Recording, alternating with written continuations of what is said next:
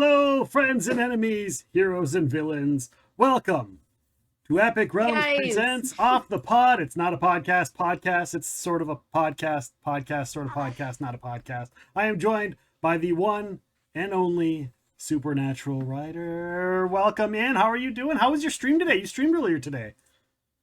I did. It was a good stream. I did many things and I got most of what I wanted done. So for those that don't know Supernatural Writer, and you should, you can see her in the chat. You can go and follow her. Just follow the name, or in the title, you can go and follow on the title.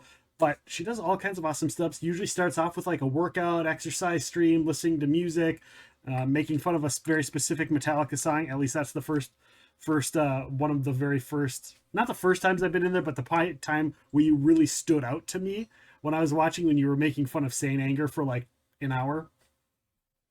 Do you remember that stream? I do remember that, and it was right. It was like 5 months ago. I always do that when there's like a big raid. I'll always be right in the middle of like an adult tantrum over something. Saint Anger as an album upsets me greatly.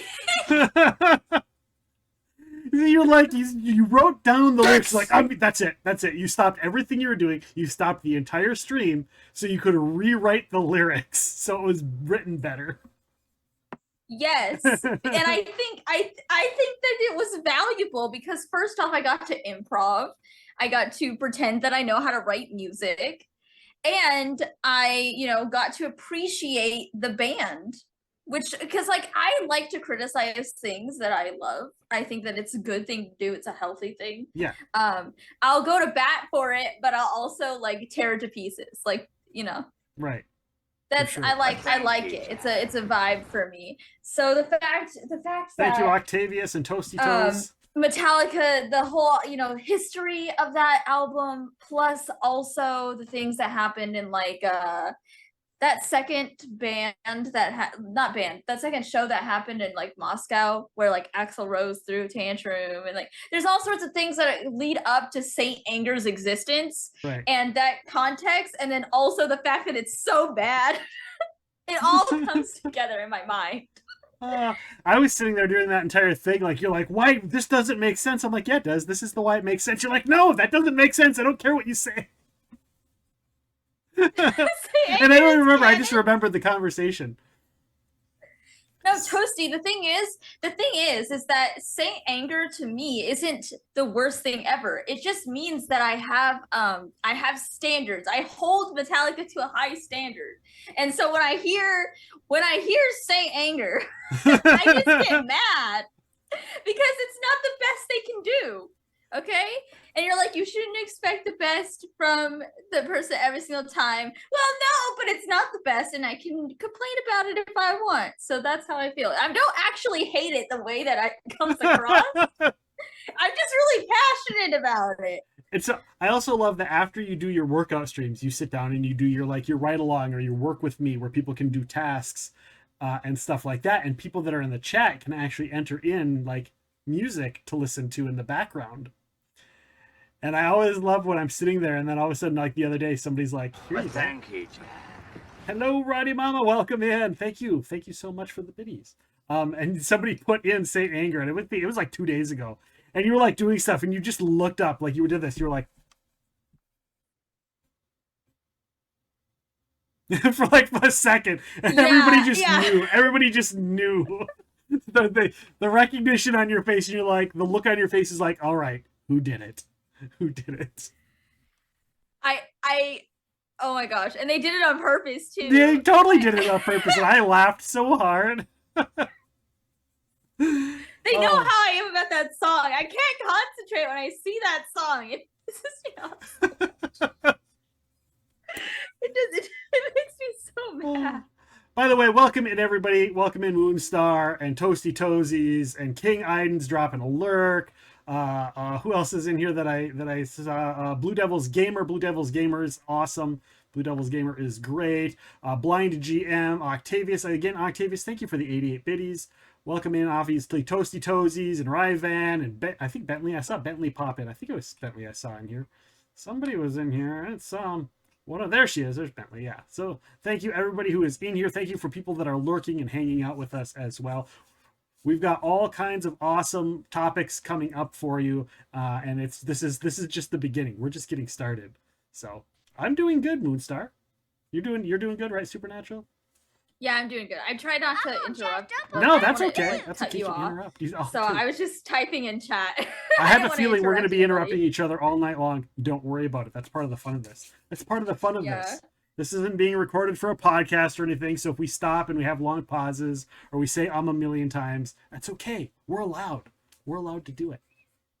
But before we get started, you wanna tell us about a little bit about the Kickstarter you did? And tell us a little bit about what that's all about before we get started, because I think people should know. People should know kind of what you do on the side. There's a reason you have a name and all of that. I'll shut up now. You go ahead and tell us about the Kickstarter you did. Yeah, so the Kickstarter that I did, I'm gonna be honest, I winged it. Oh, did you? I planned about I'm gonna say I planned about 3 weeks ahead, and I had now the actual planning of like what it was about, it'd been in my mind for several months, but the actual like Kickstarter campaign, very, very different than just planning out what you want to do with the funds once you have it. You know, Kickstarter campaigns are kind of confusing, and I feel like I probably would need to do a couple more to like truly understand how to like make a decent, really good one.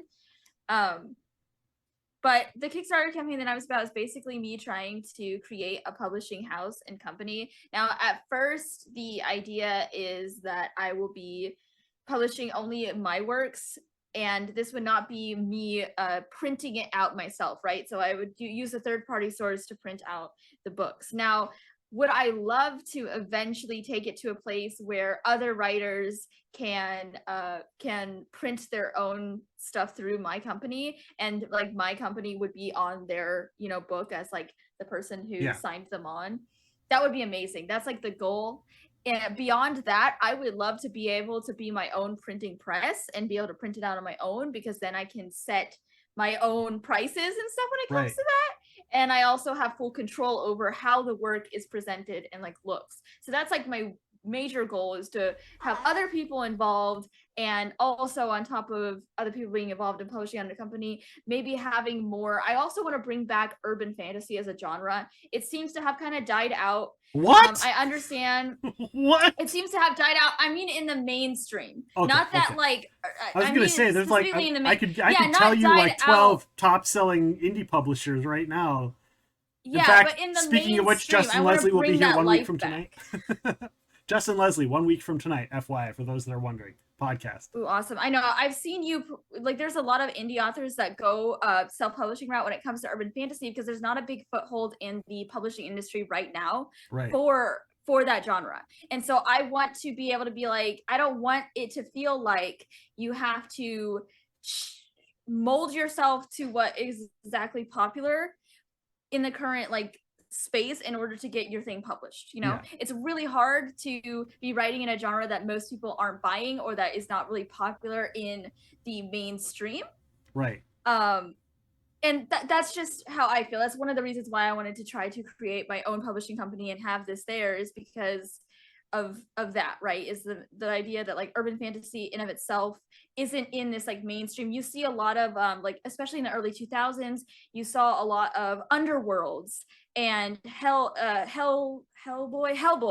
Sorry, I wanted to say Hellspawn, and I was as far as movies and stuff go.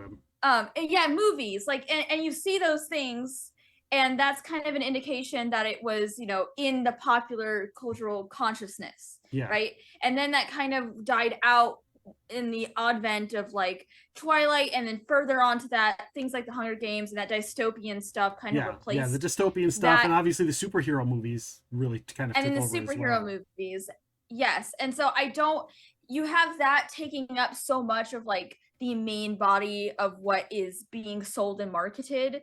And while that stuff is like fine to me, it's not my passion. It's not like what I love.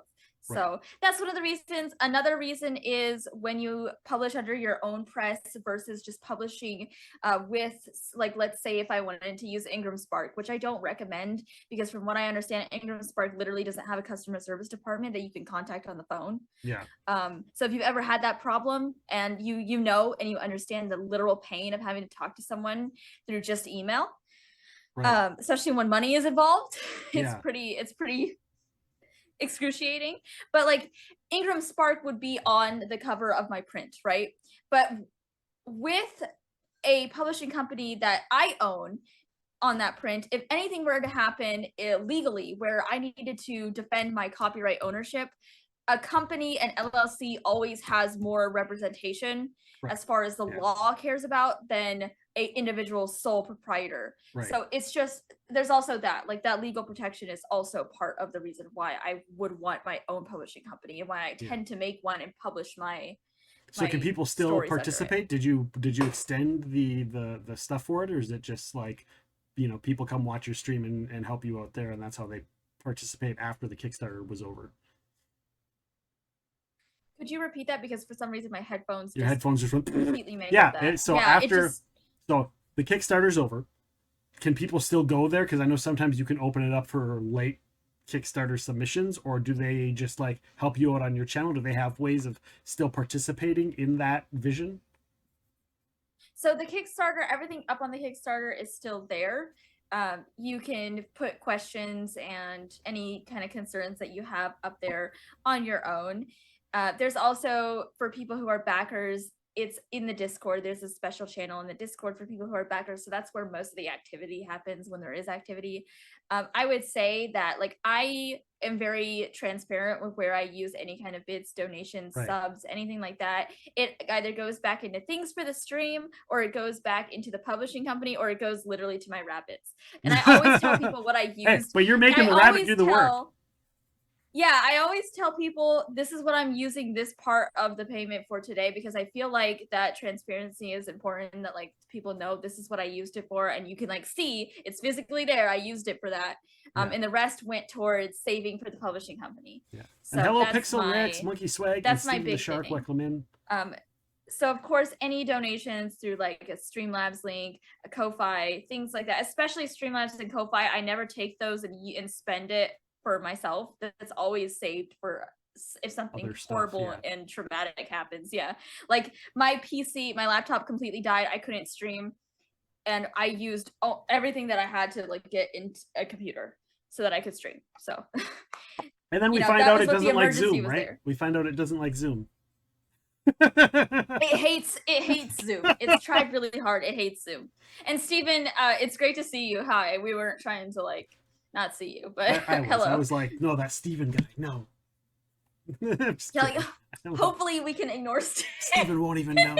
Steven hates me anyhow. He's only gonna come in and lurk. I'm just kidding. I love you, Steven, and I love everybody who lurks. I'm just teasing. Steven knows I love him. Steven knows I love him. See, look at that. I called it. Oh, that's great. That's great. So I'm going to start the timer here. My question for you to start off, and of course, for those that have watched the show before, it's kind of a conversation. It's not so much an interview. It's just us having conversation about the topic. But oftentimes it's me giving prompts to whoever's with me.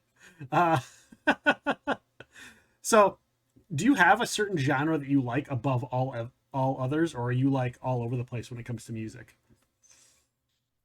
Okay, so I am a big heavy metal alternative rock fan. Like that's what era though? Because that means something. I would say, so when it comes to alternative rock, I'm over here sitting in late 80s, early 90s. 90s, okay. Like that, I sit right there. When it comes to heavy metal, we're talking Slayer, Black Sabbath, Metallica, depending on which 70s, album you want to like. 70s, 80s metal. Hard. Yes, but honestly, all metal, I also love the folk songs. So we're talking like Bob Dylan, Phil Oakes. I love them so much. They are my like darlings. Especially like I listen to Masters of War, then Eve of Destruction, and then War Pigs, and I'm like, ah yes, synergy. Synergy. technology and knowledge and I like can't where do Bob these Dylan. I musical just things are can't. I coming can do from. old Bob Dylan. I can't do like later 80s 90s Bob Dylan. I just can't. You know why? Okay, so Bob Dylan himself doesn't like his music from that era. He himself says he doesn't like it. Yeah, I just it's the understandability, not knowing what he and I'm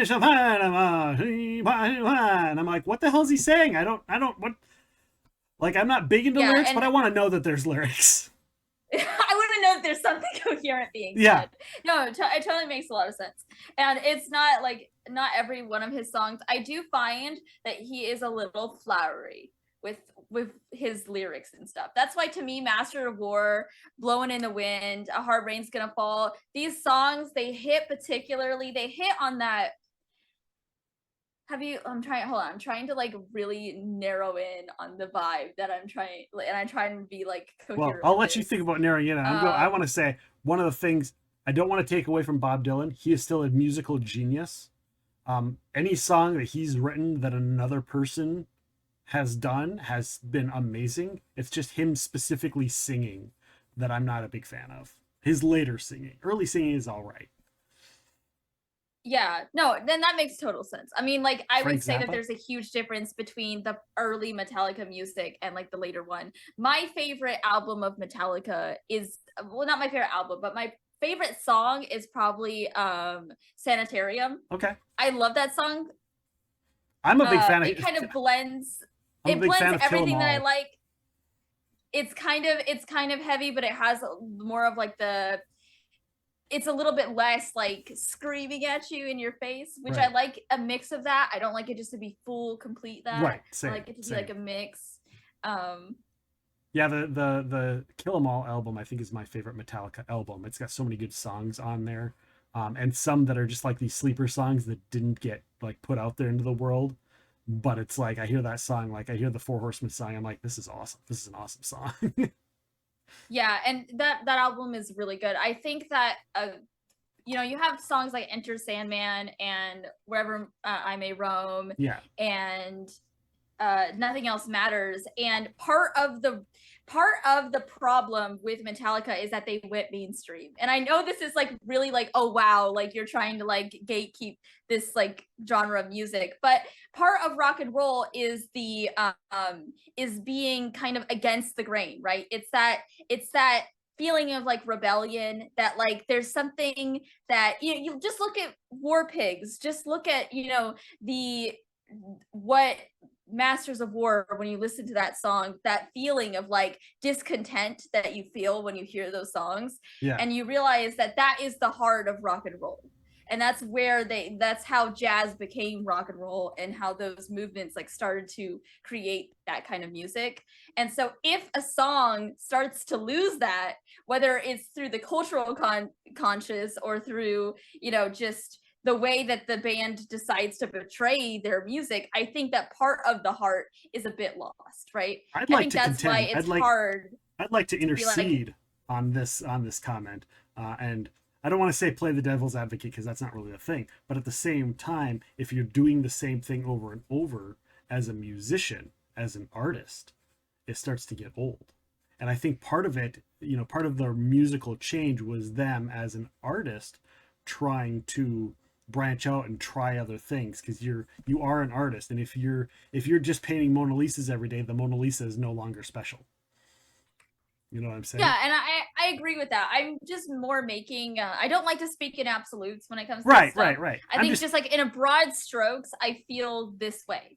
Mm-hmm. It's why I think that you have, and of course, like there's also bands like Nickelback that are quite put down, even though there's tons of other bands that are just like them.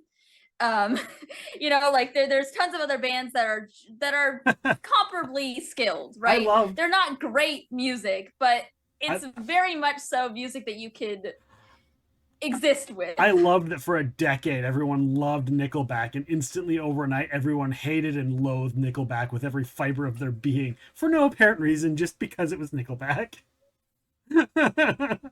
Just because. And just it's like, why they're not as bad, like they're the same bad as like a bunch of other bands. It's not like too bad. They're Right. perfectly fine. I mean, I wouldn't, if someone was like they're my favorite band, I'd start to like call it into question a bit. Yeah. But that's just the, the rock and roller and B. It's kind of like but Has anyone ever told you about a song or a band and they're told you about it and in the back of your mind you're like that's not my thing, and then you heard it and you're like this is I don't know why but I love this. um baby metal. The Japanese rock I know of it. I haven't. is I don't recall amazing. hearing it, but I know of it. It's very itself and I love it. I love it so much. It's so good. And I didn't think it was.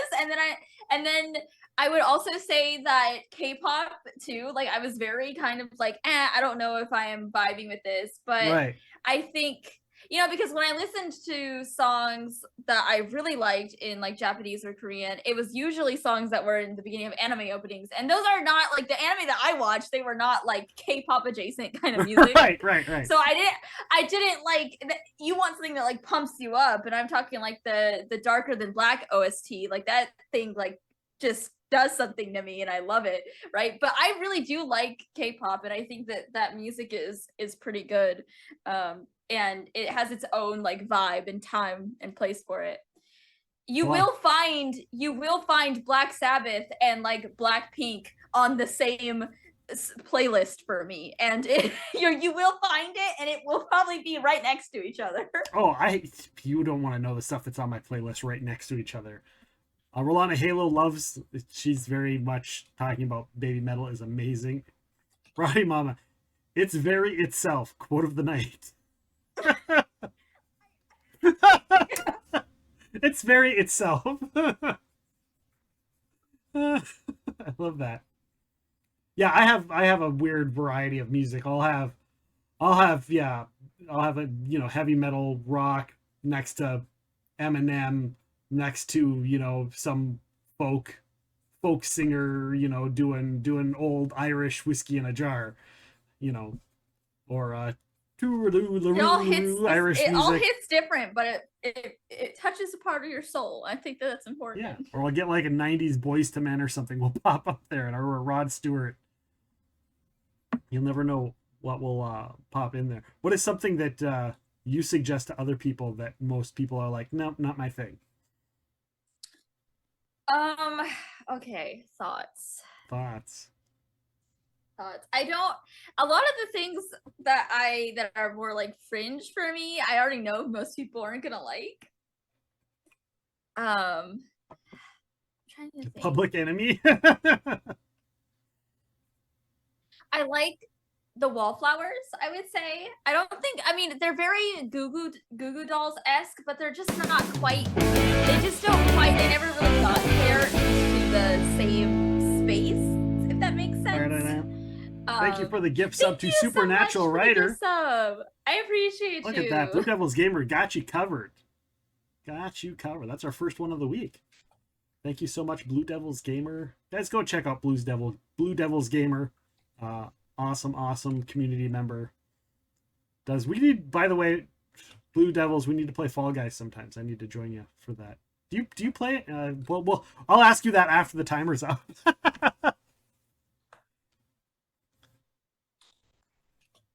What's something they could play gets played a lot in your stream that you're like, yes, that you're like, finally somebody played it today. Okay, so like I don't wait for people to queue up the music I want to listen to. I'll just queue it up myself. I'll be like, you guys will listen to this. And they'll be like, do you have to listen to the same song over and over again? I'm like, yes, until you guys put something else in there. I'm queuing this up. Okay, this is gonna come as a total shock from everything that I said, but I absolutely love Airplanes by like Haley something or other. I listen to nothing else from this person. This is the only song that I care to listen to. And I listen to it all the time. It pumps me up. I don't know why. And I also really like right now the song that's just been really stuck in my head. Do you know that Tokyo Drift song, the one at the very beginning of that third movie that plays? Tokyo Drift's like the only one I haven't seen because it was Tokyo Oh Drift. my gosh. Yes, Roddy Mama, Haley Williams. Haley Yes, you Williams. are correct. But oh my god, I'm trying to think. It's called 6 Days. I don't know the artist. It's a Somebody great will Google it song for us. and Somebody it will gets Google it stuck in for my us. head. It gets stuck in my head and I have to cue that up for people to listen to. I have to share that with the world because that song gets stuck in my head. What's another one? Right now, the song that's been really just like every stream at least once, probably several times, is I'm Just a Girl by No Doubt. I don't know why that one is it, but that's it for me. Also because I have been watching Peaky Blinders, the Red Right Hand song by Nick Cave, I think is that's just there. I just vibe with that. So those are like the songs like that I always queue up. Those are my go-to cues. What I can I find say? myself I'm predictable. I find myself always turning back. I don't know, especially recently, like the last 3 or 4 years, and I don't own an album of theirs. I used to only know like 3 of their songs, but now I know pretty much all of their songs, and like I have a playlist dedicated to them on Spotify, and that's The Cure, and I don't know why. Oh my god. Okay, so you know what you need to listen to then? You need to listen to the Crow soundtrack. Oh yeah, that's where I knew them from. It's from The Yes. Crow. The Crow soundtrack's one of my Yes. favorite. That My is one of my favorite movie. one of my favorite songs. Thank God. Okay, so I dressed up as the Crow for my senior pictures in high school. Because I had the That's long hair. My hair perfect. used to be down to like here back when I had hair. Yeah, I'll see if I can find a picture and I'll share it with you. You'll be like, no, that's Oh, not please you. do. Yeah, slip for Love Not Lisa on there, the slip slide melting song that and I'm not a singer, but that song's great. The Crow soundtracks, one of my Yes, probably my favorite soundtrack out there. Okay, so I'm gonna actually tell you guys my project that one of Burned the by The projects Cure that I on did. the Crow Okay, soundtrack. That's the name of the song. so I edited a music video using The Crow in an anime called Darker Than Black. Okay, which Okay. are my most formative. Like I decided in my brain at some point at like 12 years old that all of my heroes would be dressed in black trench coats and run around being very murderous. I still have my black trench coat. And I edited a music video to the song My Nemesis by Five Finger Death Punch, using those two shows together. And I wish I had it, but my teacher deleted it off of his files. You have to remake and it. I was so upset. Remake it. I don't know if I can. Like Make it was it very better. much so I did the best ever. Like I was so proud of it. I thought I was amazing. But it went together Apparently so well. the teacher didn't agree. It felt like the same like show, like they were adjacent. It was beautiful. I loved it so much. I can't stress to you how much I loved these two shows when I was a kid. Yeah, you're gonna have to do a re-edit. Do the Supernatural re-edit years later. Here's the version of it. My sister keep and tell me to watch. Wait, what is that? Oh, you need to watch The Crow. Moonstar has not watched The Crow? Oh, nope. Nope. Not watching The Crow. Oh, yes, a Supernatural fan. Yay. Let's go. I think I stopped at like season 5. You can talk to them. You can verbally talk to them if you want Supernatural. You can actually I just don't want to interrupt. That's your job. That's what we're doing. Talk to them. Talk to them. Okay, yeah. Okay, so Blue Devils. So we have a 68 Camaro, a 76 Firebird, and an 06 Impala. So we have those cars. We never had a 67 Impala. My dad probably would never buy a 2-door. Not a 2-door, a 4-door in that year. You wouldn't find him doing that. I think we did. I think we became best friends. I'm sorry, Epic. I've stolen your friend from you. No, that's what we're here for. That's what we're here. How many people have come here and given me a follow because you were going to be here? I mean, that's how this works. You come here and we share with each other. Do you need to step away? Wait, what are you scared of? I'm sorry. I'm sorry. Yeah, What you are need to step away. It's okay. The ones that turn Which is nice. Which is nice. Guys, thank you so much for being in here. I appreciate all of you being in here and chatting. Thank you so much. We'll find out when she gets back here. I've got her muted on my end, so I ended, for those that are watching, I ended Supernatural on like season 5. We're gonna talk, actually I'm gonna pause the thing because we're talking music here, not Supernatural. Wait here after that for a second. Hugs. Give hugs. There you go. All the hugs. That's right. That's right. Aww. Aww. Let's get some hearts in the chat. Some hearts. If you got hearts. My hearts. Her hearts. Anybody's hearts. Throw some hearts up in the chat for the Supernatural Writer. Aww.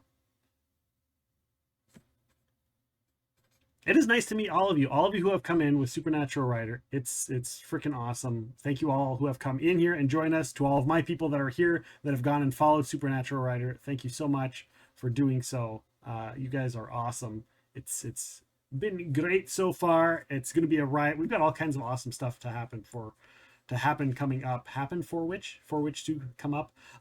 We were talking earlier about urban fantasy books, and so Supernatural Writer mentioned the death of that, and we're going to be having Justin Leslie, who writes the Max Abaddon series. He's releasing book 7. That's going to be coming out. He's going to be joining us next Monday for our podcast, our actual podcast. So he does the Max Abaddon series. He does the Sinking Man series, which is a post-apocalyptic zombie movie. He's got like a military sci-fi audiobook coming out. His narrator is Audiobook Hall of Fame person Luke Daniels, who has been on here multiple times. Luke Daniels is a great friend of the show. So yeah, join us next week for that. Also coming up, we're going to have DL Soria, who's an author, is going to be coming up, and Scott Innes is going to be joining us. So let me unmute Supernatural Writer. There we go. There we go. Welcome back. Yay, sorry. Yeah, he's okay. He got very anxious recently about the mushroom zombie thing. And he tends to like go back to thinking doom spiraling about the zombies becoming from mushrooms. I don't know why, but sometimes you have to reassure him. That'll keep him from doing drugs, I guess. Huh? Sorry, what? I said that'll keep him from doing drugs. He won't be doing mushrooms anytime soon because yeah, like no shrooms, no shrooms for him. That's right. The more for Toasty Toesies, right? Toasty Toesies, more shrooms for you. I don't. But yeah, sometimes I just have to read. He's also kind of he's had a rough day. It's okay. It's okay. He's just being. No problem. He might interrupt again. He might interrupt again. You love my emote? Oh. Which emote do you love? I have the timer on pause, by the way, so we can talk about whatever's. Wait, what? Wait, we're talking about Supernatural. Oh. So we're talking about Supernatural, and I was talking about cars too. My dad restores cars, for fun. Okay. He just does it for fun. He's done it for. I've helped him too. I put the transmission in like all the cars. Except for the Camaro. It's the only one I have. Which you were mentioning on your stream, and again, I'll start the timer when we start talking about music. You mentioned that you were almost born in one of the cars. Which car was that? I was born in the Firebird. Okay. Because the Impala wasn't even out by the time, but I was almost born in the Firebird because my mom, they wanted to finish watching a dragon movie first before they went to the hospital. And so she stayed an extra like hour when she should have just gone to the hospital. You have memories. You grew up with that vehicle because obviously you guys. Oh yeah, the car is older than the car has been in the family longer than I have been alive. So since we're talking about music, do you have a specific song that you associate with each of those vehicles? Like you get in that vehicle, you're like, oh, I gotta listen to this song. Okay, so I would let me think. Let me think, because like yes, but because like I have certain songs that I associate with certain situations or places or vehicles. Yeah, so okay, so when we were moving, we always drive to wherever we're moving. And I forgot what had happened. Something had happened that had caused the whole car to smoke. And so there was smoke everywhere. So, you know, like those big fog up like smoke screens, and then the car like drives through. That's how the car looked driving and pulling up to our new house. Okay. And blaring on the radio as that was happening was Wherever I May Roam. And it was probably the most badass video we've ever taken in our whole lives. The thing's about to like stop working, okay, or catch on fire. Right. And this thing is just driving through the radio. The radio's still a cassette player. Yeah, and yeah. it's having this cassette just blare this song out. It's amazing. I would say for the Firebird, more AC/DC. So I would shook me all night long for the Firebird. That, for whatever reason, the sound system in that car hits, that song just hits perfect. Always. I don't know why. If you ain't first, It just does. you're last. You ain't first, you're last. That's right, Toasty Toasties. True. And that's, you know, what did the friend say? That's not true. There's second and third. And then third, yeah. That's a great movie. I love that movie. Do you... I was going to ask you something about music again, and I'm like, I can't remember what I was going to ask, so never mind. Brain is gone. Also, it's more I was likely going to try to find something for the Impala, but I can't. The Impala very much so. Oh, actually, I have a perfect song. Do you know Showstopper? No. Have you ever heard that song? I can't Tell you whether I artist. haven't heard. I don't know the name, but that doesn't mean that I haven't heard it before. By the way, guys, there's the link for Supernatural Writer's link tree. You can go there and find all of the places. Follow on Instagram and Twitch, and look at the Kickstarter, all of that kind of stuff. There it is in This chat. song right here. This is the song that I associate with the Impala.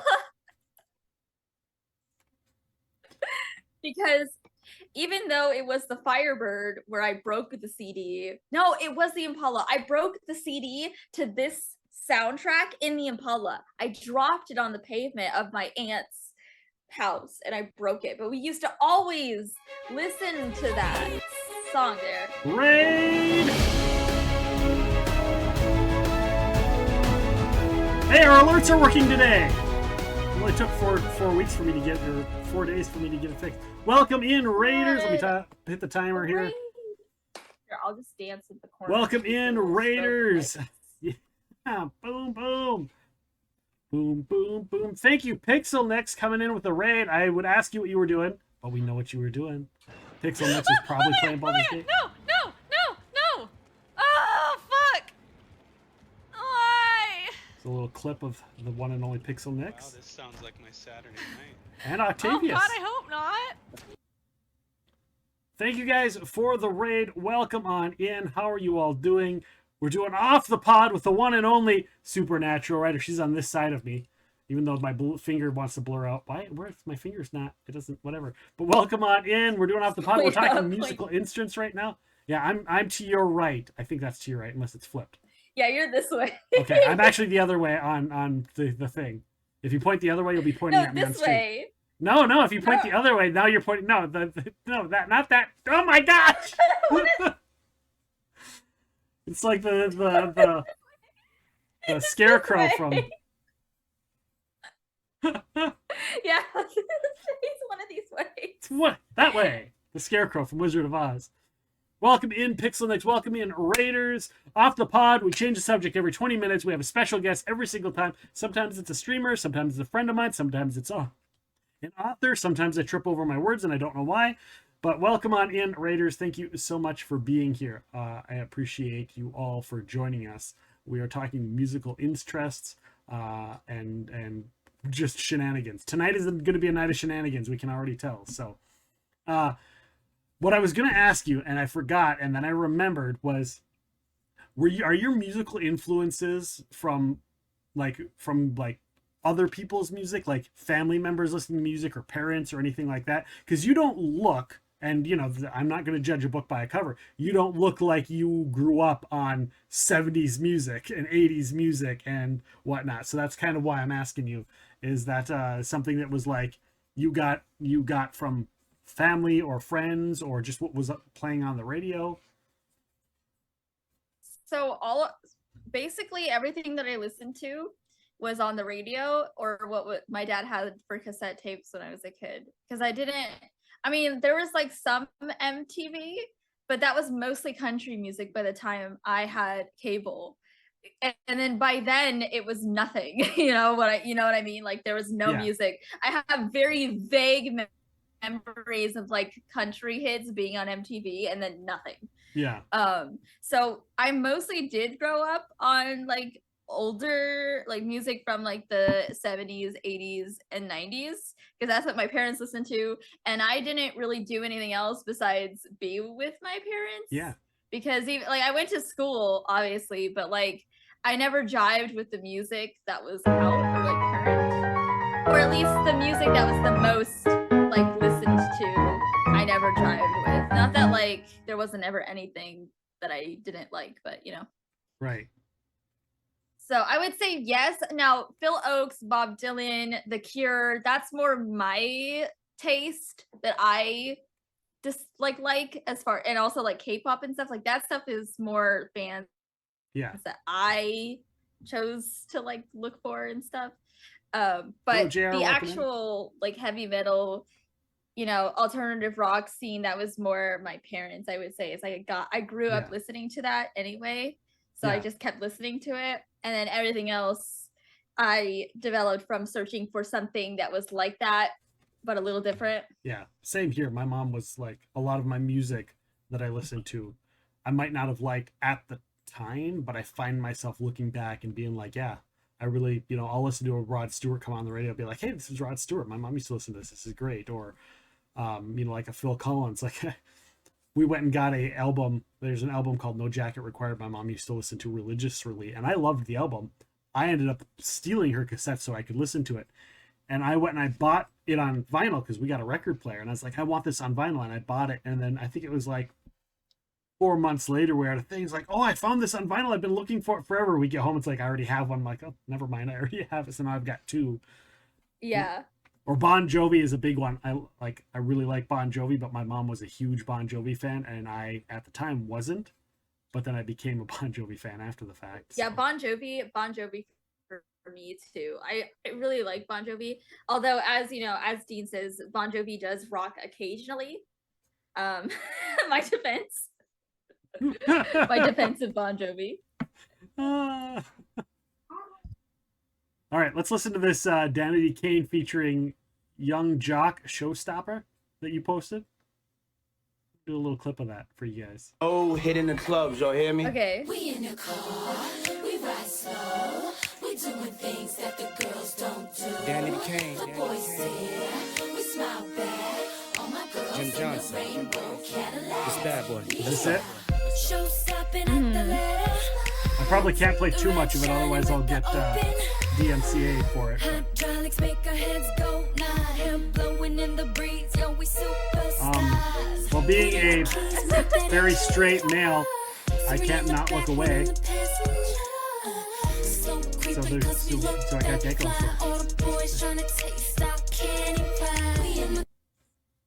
So there's the song. I'm not gonna play anymore because I don't want to get in trouble from Twitch. And you know it's Twitch, so you know I will. Yeah, look at those music. Look at those dancey emotes. Look at those dancey emotes. Play those dancey emotes. The song hits, okay? It hits. Trust me. It does. It does. We actually have a song. We have a specific channel point alert for the dancey emotes. If you have dancey emotes, every time you hear this, play your dancey emotes.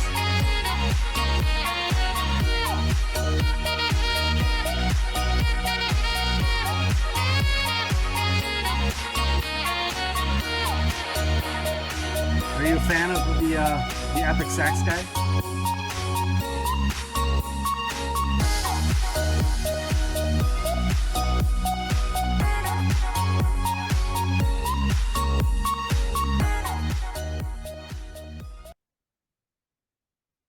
Supernatural, are you a fan of the epic sax guy? Not particularly, but you know, I vibe with the seal that plays it, so She's like, no, this sucks. the seal. This sucks, guys. Let's play something else. Oh, I love it. All right. So going from music, which of your genres, because you've mentioned K-pop and Metallica and, you know, this wide variety of music, what's kind of your go-to music when you're working out? And do you always work out on stream? Before you answer that, do you always work out on stream, or do you do workouts off stream as well? I usually do work out on stream before co-working. There has been times where I flipped it because I had to, like if I was like somewhere else, like in a library or something, or like in a different house, I would log on to their like stuff and stream from there. And so I would do co-working first, and then I would do whatever else like floated my boat. You know, it depends. Like it's not like set in stone that's how I have to do it. And I think it is good to like mix it up every once in a while, because you will get like bored eventually. So you know, like not that it's like bad, but eventually you'll be like. But do you do workouts not on stream where people aren't watching you? Do you just go to the gym or go to your gym and just work out without it? Or is it like, I'm home, I might as well? I actually don't have a gym anywhere near me. The nearest gym is 15 miles away. And except for yours. The gas is just too expensive. Yeah, except for the thing in my garage. And the gas just is too expensive to justify driving all the way out there unless it's a special occasion. Right. So like one of the things that I really wanted to do like recently, and I just don't have the means to yet, is I want to be able to drive out like all the way out there and go do boxing lessons and stream my boxing. Yeah, I really want to do that. But it's just gonna like 15 miles, that's 30 miles back and forth. It's just nothing feasibly that I can afford to do in any kind of reliable way. But I think that with the advent of people like really liking boxing, like between creators, that streaming boxing on Twitch would be really fun and an exciting way of like bringing, you know, a new martial art combative sport to my repertoire, because I've already done wrestling, but then also on top of that be able to try something new, which I think is important, because trying something new even if you're failing is funny. Because you look silly right. when you try something new. So I think it's funny, and I think it would be exciting. And at the very least, people would be like, please stop streaming, go back to what you were doing before. When you say wrestling, were you and doing I could be like, okay, good feedback. Like collegiate type wrestling, like high school type wrestling, or like WWE? Because like I trained for years and did like the WWE style wrestling, and I did that. I worked the independent scene for, you know, probably five to 10 years. But were you more like collegiate style wrestling, or? I was doing we were not doing freestyle, so we didn't know freestyle at all, because we were training to do freestyle, but then somebody broke a part of someone's back, and we were high schoolers, and so people were like, yeah, you're not doing that anymore. So that happened, and they decided to go ahead and like cut that off. So we stopped training freestyle, and we were going through different like rules. We were also training overseas. So I actually did wrestling in Italy. That's where I did wrestling. I also went up into Germany. I did that for a couple years, but I got injured before I was gonna like go to the big like semifinal thing out there, and so I never actually got to go. And what happened was basically my coach, who was like 200 something pounds, mind you, my weight class is like 110, I think is the weight class that I was wrestling at the time. He fell on me and chopped wrong on the arm, and he fell on me completely like this, and it tore my ligament that like moves my arm this way 3 times. And so I have like metal in my arm, and it was miserable. I actually didn't go to the hospital right away though. So my dad came to pick me up. I had to wait 45. I had to wait 45 minutes because he had just gotten off of work, and my mom couldn't drive all the way. Mind you, I couldn't like think very clearly about what was going on, because I was trying not to cry, because I was in so much pain. I at first thought that everything was okay, and then I only got a little bit hurt. But after the adrenaline wore off, you know, I've been exercising for like 3 hours. We did like 5-hour practices. Yeah. So the adrenaline like wore off, and I was like, oh wait, I got really hurt. Like it like hit my brain. I was like, oh wait, I'm really hurt. So I asked them to call my dad, and my dad, you know, he's a medic. He is also a paramedic before. Okay. Well, he was like, so we could, mind you, I was really gross. Like I said, 3 hours of working out. I was tired. I barely slept for, you know, weeks on end because I was getting up at 5 to go to school, and then I was wrestling until 7, and it was exhausting. I could barely, you know, have time to do homework, right? So I was tired, and my dad was like, well, I could just give you a Toradol shot. And Toradol is basically just acetaminophen, but like liquid acetaminophen, so it goes like right into your like muscle or like your bloodstream, so it like numbs you faster. And he's like, then you could go in the morning. And so I was like, yeah, go ahead, give me a Toradol shot, I'll shower and I'll sleep. And so that's what I did. I just ignored it for like 12 hours that anything had even gone wrong. And then we went to the hospital. Oh my gosh. I'm just gonna take a nap. But it would have been, I mean, and also at a certain your arm's point, like hanging at a certain half point, off, translators just aren't at there. the hospital. No, like it was still, I could still move it. It just moving it was incredibly painful. It's like it would be like trying to like, because like the bones and everything was fine. It was the ligament that was able to like move the muscle. So every time I tried to hold something, move it, do anything of that nature, I was just in incredible amounts of pain. So I knew something was wrong. Yeah. The translators at the hospital leave at a certain time and they don't come back. And I didn't know enough Italian to be able to comfortably say what had happened.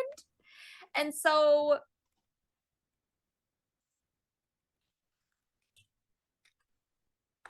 yeah, I mean, that's just what happened. You know, not too bad. It could have been worse.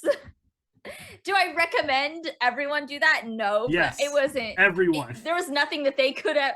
There's nothing that they could have done that would have made anything better. Right. But, you know, I needed to sleep, so I slept, and then I went in the morning. So you know, it wasn't like nothing was like bleeding. There wasn't an emergency. It was just like I knew what had happened. I knew I had torn something. I already knew that nothing was broken because I've broken things before, and I was like, it does not feel like a break. It feels like I tore something really bad. Right. And my dad was like, I agree with you. I think that's what you did. And so, you know. And you didn't do it. Somebody else did it to you. My coach did it to me after performing a move illegally. Did he feel bad about it afterwards, or was he just being a dick? He actually denied that it happened because of a threat. Like he thought that he would get sued. So he never actually formally apologized to me. Wow. To this day, because he didn't want to accept any kind of blame. Not that I wasn't gonna do anything. I wasn't like, it was an accident. Like he shouldn't have done it, but I'm not the kind of person, like things happen and I would just endlessly call expect things to go wrong. Names. Names. I would call them names. But yeah. Shame on you, coach. But Shame he never apologized. And actually, I'll tell you this. They cut me out of the yearbook for the wrestling team. I remember that. I was pissed. That was what really upset me, is when I had hurt myself so bad with this team. I had gone all over the place, and they cut me out because they were worried about a lawsuit, and they didn't want any evidence that I'd actually been there the whole time. So that pissed me off, which it's fine to talk, like, obviously it's fine to talk about because nothing ever actually happened as far as like, right. But still, I just wanted someone to be like, you did a good job. We're sorry this happened. And instead I got, well, who are you even? Wow. Mm-hmm.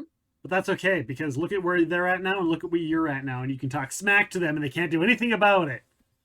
Because they're oh, they can't touch me. They can't touch this. I can slander all I want.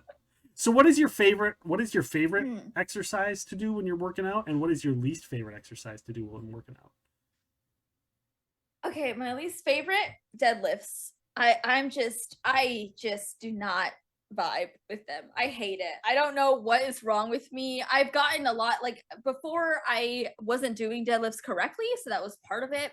but I've never vibed with deadlifts. My squat has always been heavier than deadlifts. I've always done better squats than deadlifts. There is something about deadlifts that I cannot deal with. I just hate it. I don't know why. I do them because I do them like sparingly because I know that they're like good. Yeah. It doesn't mean that I like to do them. And I don't like to do them. What about That is the case. favorite exercise or workout? My favorite exercise, I really love squats. I also really love Bulgarian split squats and pull-ups. I like those a lot. Now they're painful, but I enjoy doing them. I worked really hard to be able to get a pull-up, so I enjoy being able to do them, you know, like I take pride in, so I always get excited when I can do them. We did when I was doing wrestling, they always had, and I've mentioned this before, when we were wrestling, doing like professional wrestling, like WWE style, we had to do 500 Hindu squats straight before we got our first match. We weren't allowed a match until we could do 500 Hindu squats. And those are not easy. Those are not fun to do.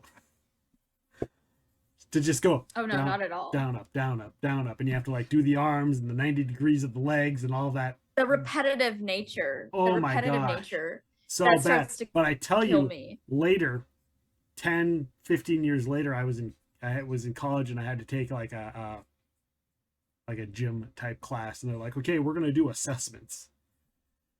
And they had the assessments on here, and I was going through and I was passing most of the assessments. And they're like, oh, well, this is the one everyone's going to hate. And they're like, free squats or whatever they call, I don't know what the colleges called them. And they're like, all right, you have to be able to do 5. And I just started laughing. And the teacher got so angry at me. He's like, why are you laughing? I'm like, just 5? He's like, what do you mean just 5? It's like, I could probably, I haven't done them in like 10 years, but I could probably still do 50 to 100. And he's like, no way. And so he tried to make a spectacle out of me. He tried to make me look like an idiot in front of class. And let's just say the roles got reversed very quickly on that. My dad has the saying where he says, you can't smoke a rock. That's what he says. That's what he tells me. I like that. It feels, well, the whole idea is that like as you're struggling and as it like hurts, you don't let it show. You just keep it there, and you keep focusing in on what you're doing, because your brain tells you to stop before your body is ready to stop. Yeah. Your body can keep going. Your brain likes to tell your body to stop. So yeah. I also am a big fan, and I'm probably going to get back into it, of and I've chatted with you when you're doing your workouts, and we've talked, me in the chat position and you on the stream position, because I don't really talk about exercise or fitness on my stream at all, hardly ever. But I go into yours and I'll talk about it because that's what you're doing. And I've mentioned like dynamic resistance yoga, which is different from regular yoga, because you're literally you're basically like continual flexing as part of the exercise to raise up your heart rate and gain strength and stuff like that. And I'm a big fan because of the how much it doesn't have impact on your joints. So for people who have repetitive motion problems, or long-term injuries or back problems, dynamic resistance yoga has always just been something I've always been a champion for. Have you done much of that at all? yoga itself, and I'm sorry if I'm not getting your full question. I don't know what's going on with these headphones. I just bought them and they're messing up. And Here, I'll type I don't know it in if chat. it's my Wi-Fi or if it's like the connection. But yoga to me, I have such a hard time focusing on yoga because I think it's boring. Like I know like it hurts like when you're stretching and stuff, and like I feel that, and yes, okay, so like you're talking like a Pilates like thing, Epic. Okay, so Sort of. that's not too bad. That's not too bad. Sort for of, me. not really. I just really dislike it. Like it's just not as engaging. Like videos where you like have to follow along, only do one side at a time. And to me, it's like if I want to be able to like quickly do 5 minutes of something and like not go all the way all the way, because I'm trying to build up my brain to be like, this is something that we can do for long periods of time. And I always say start small. Yoga videos are designed to make me not start small. They want me to complete the whole video. And so I never really engage with yoga as a concept too often Yeah. because it's so extra in my brain. Yeah, yeah. So it's more of a mental thing than a physical thing, it sounds like. Uh-oh. Can you hear me? Can you hear me now? Yeah, I'm sorry. me These now? are like, they are not picking up your sound completely. And I don't know why. I don't know if it's a me problem or don't if know it's either. something else. Like you were fine and then like no. So it's more of like a mental, like it's more of a preference and less of a like my body doesn't like it. It's more of a like, this is my mindset and this is what I want to do versus, this, like I don't want to do. Yeah, like exactly. me personally, it's I've like you tell me to trained do my cardio, I'm brain, like, and I've worked hard to train my brain to like get through cardio and to deal with getting that last rep in if I need to get that last rep in. But what I haven't trained my brain to do is sit in one stress position for 5 minutes on just one side of the body and then switch after 20 minutes to another side to perform the same thing for 20 minutes on this side. yeah. I just don't have that in me. I gotcha. Yeah, there's different types. So there are so many, there's like probably about 4 or 5 different types. Usually you pay double for that kind of action, Cotton. Usually there's different, there's different, for yoga, there's different kinds of yoga, just like there's different types of ways to lift weights and do other types of exercise. So maybe I'll find something and send it to you and have you try it out sometime down the road. Yeah, I'll even try it out on stream. I am perfectly like open to like trying new things and stuff. Like I have done lots of yoga. I've tried to even get into yoga a lot. I think I just need to be in like a studio, or I need to be doing something like paired with yoga, like Or some just, kind of or dance like I said, something maybe that it's just the kinda- type of yoga, because some of them are, it's just so, some of it's so hippy dippy that it's like, yeah, I'm not getting anything out of this. But then there are others where after 15 minutes, I'm sweating my balls off. And I'm just like, what the heck is going on? That's a term, guys. It's not literal. It's just a phrase that I'm using. Sweating my head off, sweating my, but yeah, it's just sometimes I'm just like, oh my gosh, I can't believe the workout that I got out of this. Whereas other ones I go away and I'm like, yeah, I did a little bit of stretching, I guess. Yeah, and I never know too with like when I look up like yoga videos and stuff, I never know what I'm gonna get. Right. It's like what what am I gonna get? Like, am I gonna get the prepare yourself for a life of relaxing adventure and mystique, or am I gonna get like now bend yourself into a pretzel? I also used to like doing, I don't know what it's called, the quad exercise, where you sit on the machine and you're like doing this with your legs and you're like lifting weights with for the quads. I don't know why, but that always stood out to me when I was in like middle school and high school. I was like, I really want to work on these because I think, that's awesome. I don't know why. I was just talking about things that she can't hear me. She can't hear what I'm saying. I'm so sorry. I was saying all these nice things about her, and she didn't even say. I was like, "Oh yeah, you did do this really awesome, and you do that really awesome." She's like, "Oh, I don't hear him. I'm just gonna ignore him." What she's doing? I'm not ignoring you. I can't hear. It's going in and out. Like I can hear you, but it's not like connecting to the signal. I almost wonder if I need to like hold on, connect them, and then I'm gonna reconnect them. Yeah. Maybe they're not Let's try charged. it. Maybe you need. That's why I get the Sorry, wired ones. I don't have to worry about like a Bluetooth. Maybe I this have a will help. Bluetooth one, but I just don't. Okay, you're clear again. I don't know what is. I'm gonna return these. I bought these specifically for this event. Oh man. Oh man. Well, I appreciate it. Appreciate the effort. The effort. Yeah, I was saying that like I'll oftentimes sit down and I'll do like the quad exercises when I was younger. And that used to be like my favorite weights to lift was like the quad. I'd be like all excited for leg day and to be able to do those and just smoke everybody on them. And for some reason, like when I felt burned, like I wanted to feel the burn right there on those quads. And then, I don't know why. No other muscles did that. Like bench press was not a big thing for me, or curls, I guess, was okay, or like triceps or back or any of that stuff. But for some reason, like you sit me down on a quad machine, I used to be super excited to work on those. It's some people are more dominant for certain muscles than other muscles. Like my lats and delts develop really quickly for whatever reason, but my legs, especially my hamstrings, tend to lag a bit when it comes to growth. It's also very odd because I am a female, so like usually when it comes to the delts and the lats are hardest for us to like build up, but mine they just are faster. They grow faster. I don't know why. But do you do anything specific for your nutrition for your to keep up with that? Keep up with my nutrition? Yeah. Yeah, what do you do for that? Yeah, I do. I do try to get at least 80 grams of protein per a day because I'm about 80 pounds of lean mass, I would say. Maybe a little bit more, but 80. I mean, I'm not like lifting for a competition. I mean, I would like to get it up if I was like lifting for a competition. It would be in like the 90s probably because I would be trying to drop and also I would try.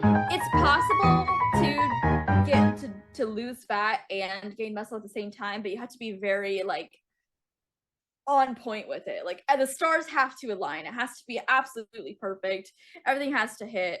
And if that doesn't happen, it doesn't necessarily mean that you've done something wrong. Like lots of people put on more like muscle but don't lose any fat or even gain some fat if that's normal, or vice versa. And the opposite, they'll lose a little bit of muscle, lose some fat. I would like to compete one day as well, but I just don't have the like finance to be able to have my diet be on point. Yeah. And because nutrition is so important for me, I just know that I wouldn't be able to like, it'd be undue stress on me with something that like I just couldn't live up to because I need the diet to be more on point. You know what I mean? When you say competition, do you mean like weightlifting or bodybuilding? Because both. Okay. Both. I would like to do both. I think that I would be good at either. Because I feel like both have like a very different skill set, like to make yourself look like all and I would ripped actually in a different season in life want to do both. I think. All right. I think both are exciting and both are interesting. I want to be able to, you know, competing for aesthetics and also competing for like actual lifting ability. Like strongman training to me has always been really exciting, but I've never really been able to commit to an actual routine that would help with that besides like, oh, you have to move, so lift stuff out of the house. Like that's basically all of the strongman training that I've done. It'd be great because then your dad'd be like, I need you to move this car for me. Just pick it up and move it over there, would you? We'll just hook a rope up to it. And when you've pushed a car down a highway, you start to realize some things. You start to reflect. And then especially when they take the brake off.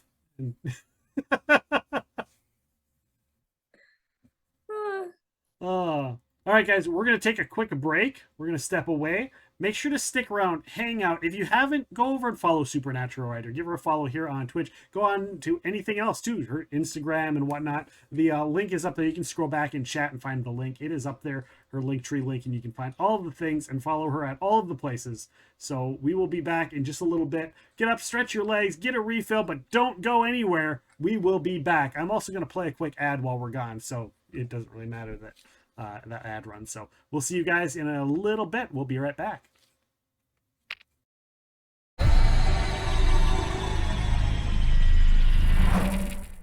Hello, everybody.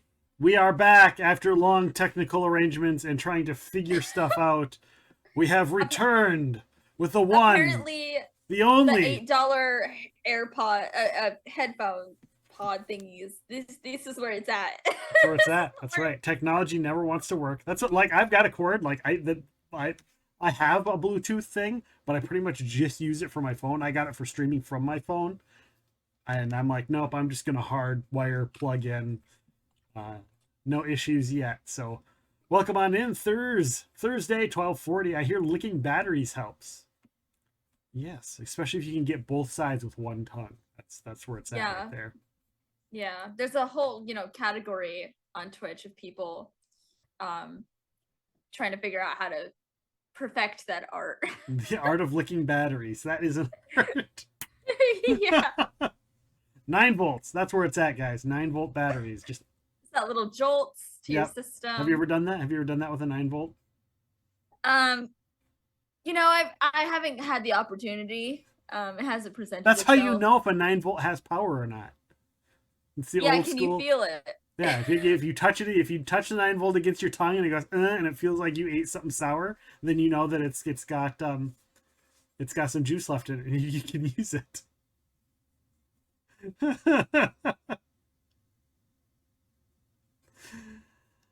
Oh, so earlier today we talked about music. We had a whole discussion about music and how Supernatural Writer loves Saint Anger. We also talked about exercise, workouts, some gym type stuffs, and now we're going to talk a little bit about writing and editing. And we talked a little bit about writing and editing earlier. A plastic fork for safety, a safety spork. Yeah, or a kniff. I like kniffs. A kniff? better. A kniffy? Yeah. A knife fork. A knifey? It's like each little thing on the fork is actually a sharpened knife. Have you ever had one where it's like one side of the fork is jagged? So you can actually like saw with it? And then one of it's spoon, and then one of it is fork. It's amazing. It's a technical So marvel. weird. It's going well. I've been sitting and listening, soaking it all in, enjoying the nice even flow. Have we been having a nice even flow? Would you say that that's the word? The phrase? I would say, you know what I would say to that? I would say that smooth seas never made a skilled sailor. That is a great quote. That is you are wise beyond your years. You know that? What was that other phrase? Something about a rock. You can't smoke a rock. You can't smoke a rock. Yeah, that's the other one. You're just full of them. You're just full of great quotes and lines. I do. I have them. Never test the water with both feet. Let me just change this. Writing and editing to really awesome quotes by Supernatural Writer. There we go. Great quotes and phrases. All of mine are like dirty or naughty or like limericks or something like that. Those or are dad jokes. Wisdom. Those are wisdom in their own way. There's a place for puns and dad jokes and all those fun things. I am not above them. My brain memorizes a lot. One of quotes that's one of my favorite from a book that I read was, does the fish have the bear just because it's within its claws?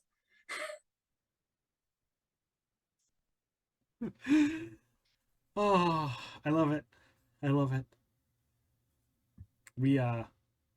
Octavius hates me, and obviously Octavius frequents your stream from time to time as well, and he hates my puns. He hates when which is nice. Yes, he also hates that quote too.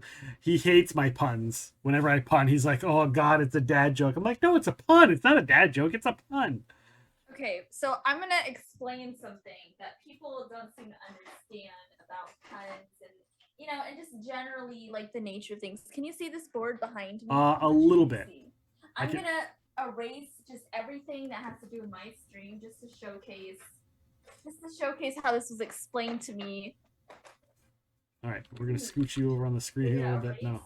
We're gonna erase. Are you gonna make a Venn diagram? No. You'll see why though. It's not a Venn diagram. You'll see. Remind me to put this back up Thursday tomorrow, okay? It doesn't need to go back up at some point. You need some napkins or paper towels to wipe that stuff off. No, I like I'm just making the audience anticipate. This is important. Toasty Toasties, I've also got a bad feeling about this. I've got a bad feeling about this. Okay. So a lot of people You better not be drawing anything naughty on there, because I don't want to get banned. No, I'm not gonna. No, I wouldn't do that without you being in on the joke too. So you have these supposedly diametrically opposed things. You have love, and then you have hate, right?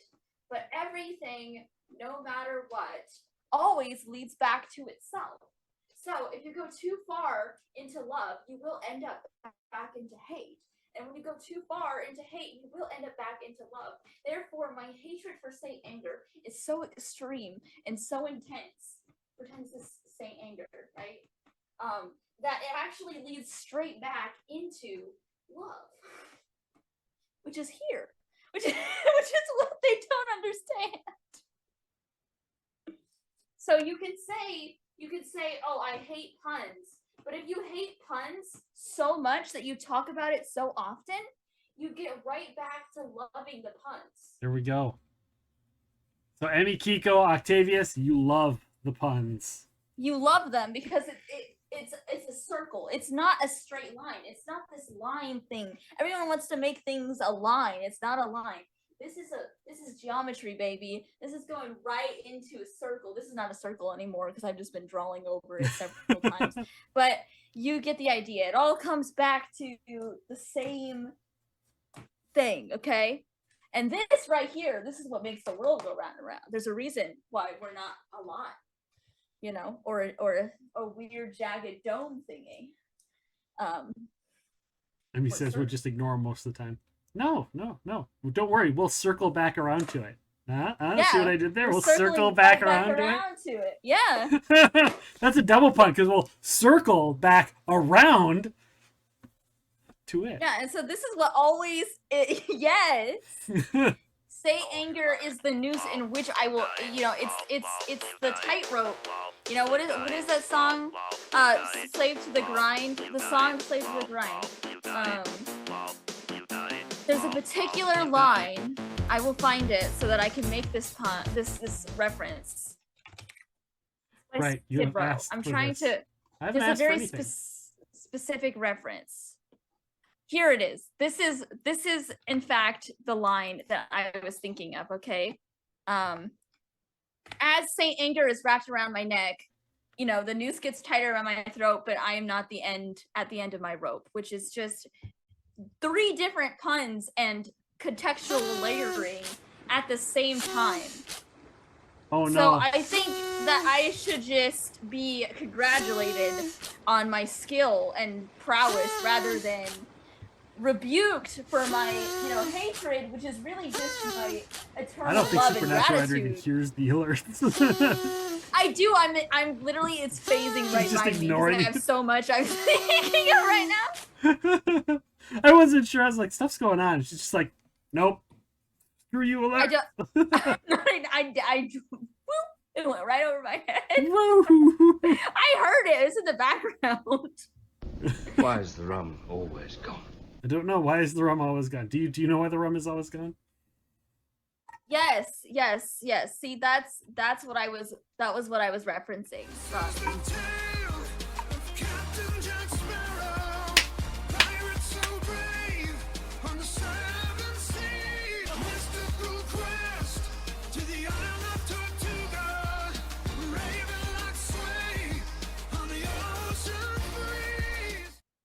Do you know that song? No, but I was grooving to it. Also, if we have hype train, I'm gonna bring out the bunnies.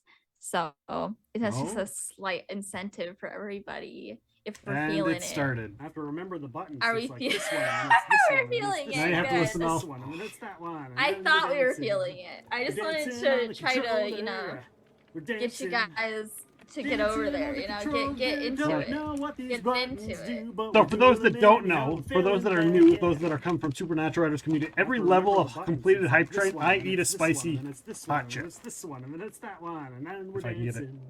We're dancing on the controller. We're But dancing. put like hot sauce on it. No! Yeah. No! Have you even had these? These don't need hot sauce. These are, look I at the level of heat. Peppers on my own. I eat peppers separate. You're fine. Like These are jalapenos, ghost I'll peppers. You eat don't them eat on my ghost own. peppers on their own. I don't know. It sounds like you're not. You go buy a committed. bag of this. You go buy a bag and you rifle 3 or 4 down, and you'll do it on stream. Do it on stream, and then you're done. Oh, we're at 2. Oh my god. Conveniently, I have 2 rabbits, but I can't bring out a 3rd one. Even though maybe I can. With a bit of provocation, I may in fact have a 3rd rabbit that might show up. if we get to level 3.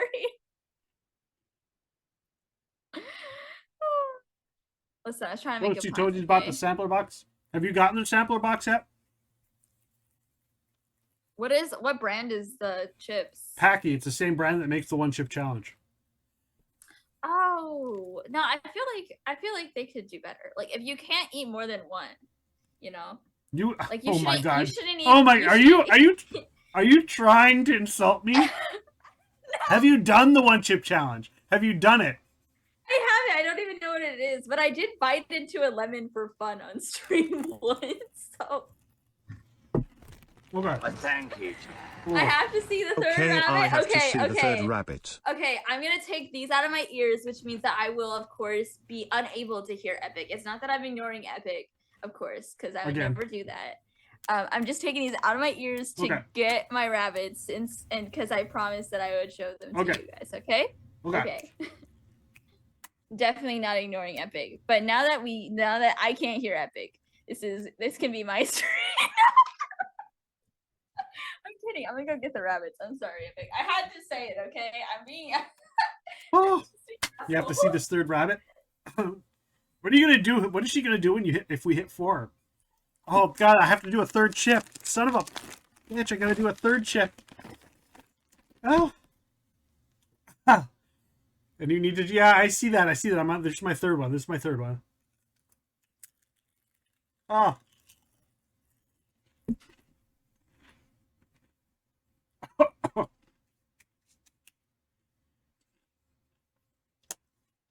Oh, hot. There is one bunny for one level of hype train. This is the one bunny. Turn it up. No, no turn it ups. Turn it up. Yeah. No. This is my Turn little it boy. up. Yeah. Turn This is my little turn boy. it up. Yeah. So you see that guy shows up and swings at you, and it scrapes across your armor as you cast your spell. Cool. Mithril breastplate, bitch. Thank you. I'm gonna Thank go you, get- Jack. I'll go get Motley. That's one bunny. You too cutest little bun. This is my bunny. I don't have Guys- a fourth one that I can pull out though. I do apologize. No, that's Sadly, I'm not the understandable. musician. You know. Oh. I do have. I can. Get Before you go, though, the one chip challenge is the single greatest worst mistake I ever made in my life. So just so you What know, is- that's how hot the one chip You just challenge eat- is. You just eat one chip. I cried. It was chat because I did it live on stream. Crying They is said like that catharsis. It's good for you. they said that it was the most uncomfortable they've been. They said that it was so uncomfortable to watch me. The first 5 seconds was funny. After that, it wasn't. No, did we hit a level? Did we complete a level 4? Oh my god! We did. Yeah, have a 4th chip. Do you have a 4th bunny? I don't have a fourth bunny. I can bring out the other bunny though. You'll have to sing Little Bunny Foo Foo then. Do you know that song? I have no idea what that is. I can make up a song about Little Bunny bunnies. Foo Foo hopping through the forest, scooping up I've the never field heard mice and that in my bopping them on the life. head. Oh my gosh! I've never heard of that in my life. Oh I my can gosh! make This up is so that. hot. I can improv. I don't know if they want to hear that though. They might give you bits and subs for me to stop singing. Well, I mean, I guess the Hey, 4th please is to make make you this lady stop. sing it, and then I love hot stuff. Oh, try it. I mean, it's again. I've said a million times. The chip is delicious. The heat is ridiculous. Their jalapeno tropical jalapeno one is really good. Like it's perfect heat for me. This is too much. Down came the fairy and she said, "Yeah."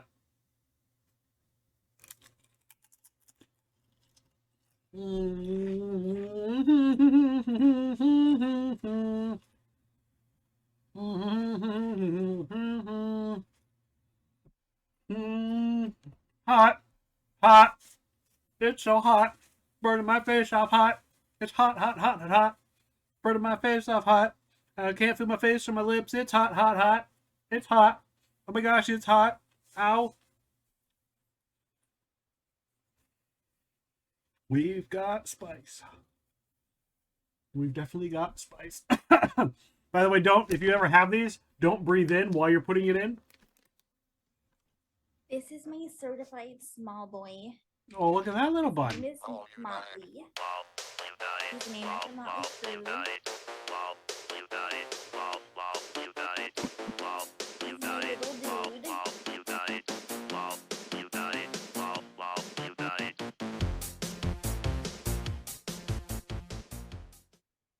Don't touch my eyes. Don't touch my eyes. And So this his name the is funny- Motley. Motley what? Motley. Oh, Motley. Like Motley Crue Motley? Mm-hmm.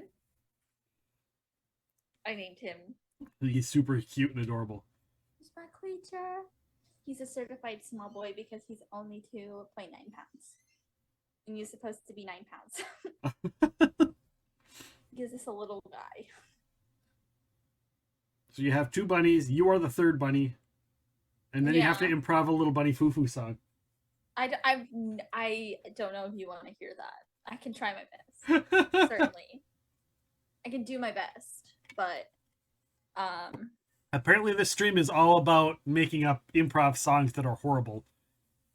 And At then least they it's get not Saint and then they Anger, get right? clipped and I then mean, they live we have forever. Saint Anger fans in here, so.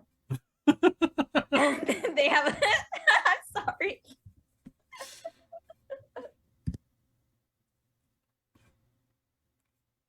This is gonna be funny. Hold on, guys. Hold on. She's off. I'm gonna pull up the Saint Anger song. Now that she's got her headphones on, I'm gonna pull up Saint Anger.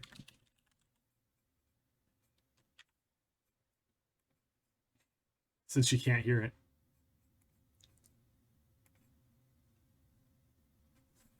We'll pull it up and then when she puts it in her thing, it'll be funny.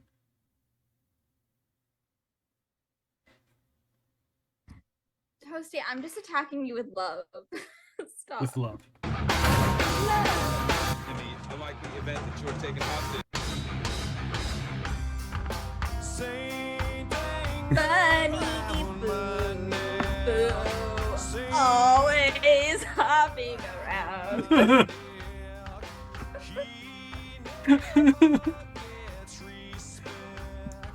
Bunny never gets respect, guys.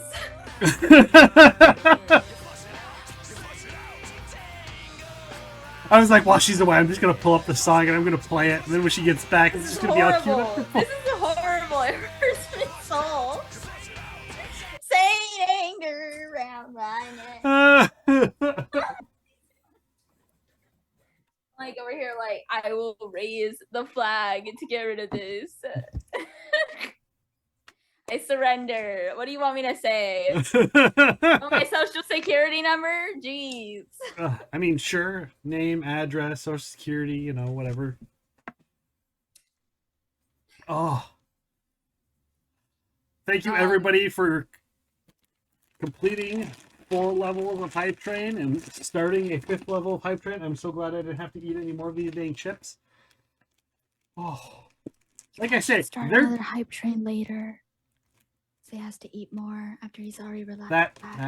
That has happened. Don't encourage them. They have done that. They can you imagine? So Do what you want because a pirate is free. You are a pirate. So these, like I've said, these are super delicious. They're just super hot. Super hot. And the more you do, so if you just do one, it's not it's hot, but it's not as bad as like if you do 2 or 3 like back to back. The heat gets worse. So like the second one is worse than the first one. The third one is worse than the second one. Oh, I agree. I'm sure it is. I was just messing with you. Oh, I see. You're just giving me crap, man. Yeah, Man, that's it. We're saying anger. Let me play that again. No. Anything else but say anger. Oh my god. Yeah, but that's for you. That's like the trolley song. That's the. You know what you need to do? You need to make it's like, you know who never gets respect? This streamer, damn it! You're always putting say anger on. You're always telling me. You need to make. You need to make a custom alert that plays Saint Anger for like 1,000 bits, so just so people can troll you. So they're like, we'll troll you with Saint Anger. And the problem is that he can queue the song up for free. I know. That's the problem, is that they'll just queue it up for free in 8 minutes of saying anger around my neck. Well, now I know what I'm doing tomorrow morning. Oh my god. I'm assuming you're going to be on tomorrow morning. Yeah, I'll be on tomorrow at like 8 my time probably. I'm go. hoping it won't be 9 again. It took me a while because I had to do math with my brother, so it was like So let me drink. Let me try and cool off my mouth a little bit here. I actually find that alcohol usually cools the heat a lot better than a lot of other stuff. That's your WWE walkout music, is Saint Anger. Yeah, yeah, definitely. Yeah, Toasty understands. Yeah. Saint Anger Toasty really gets works me. Epic up. The chips, on the other hand. Ooh, what did you get? Oh, did your chips just get here? Toasty, if you get your you guys chips. are So ordering chips too? So he ordered a sampler pack of chips. So it will have these. I think it has their lime chips, and I don't think it's the tropical. I think it's their mucho nucho. They're basically their nacho Dorito versions of the chips. Because for every heat level, they've got 5 heat levels, so they have 5 different chips for each of their one different chip for each of their heat levels. And he got a sampler pack, which I think gives them 3, and this one is one of them. So if you do it, you throw up a phone and you record you just eating the bag, and he'll probably just know something, be like, yeah, it doesn't hurt. Because I can do that. I can just pretend like it doesn't hurt. But aw.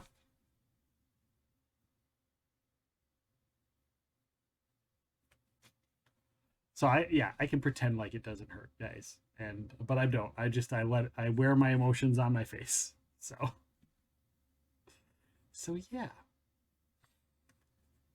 Oh. So is that what it is? Is that what it is, Toasty Toesies? Is it just chips? Chippy chips? Is it just chips? Will that be your substance for the rest of the week? Just Right. eating chip. You can have 1 chip a day. 1 chip a day. I feel like that's like a clip. Have you ever watched the movie Fifth Element? Of course I have. I have it on VHS. So I feel like it's that VHS. 1 a day at the beginning where he's like the cigarette. It's like 1 a day. I love how they still were like, yeah, you can have cigarettes. They're fine. Cigarettes in moderation. You'll be fine.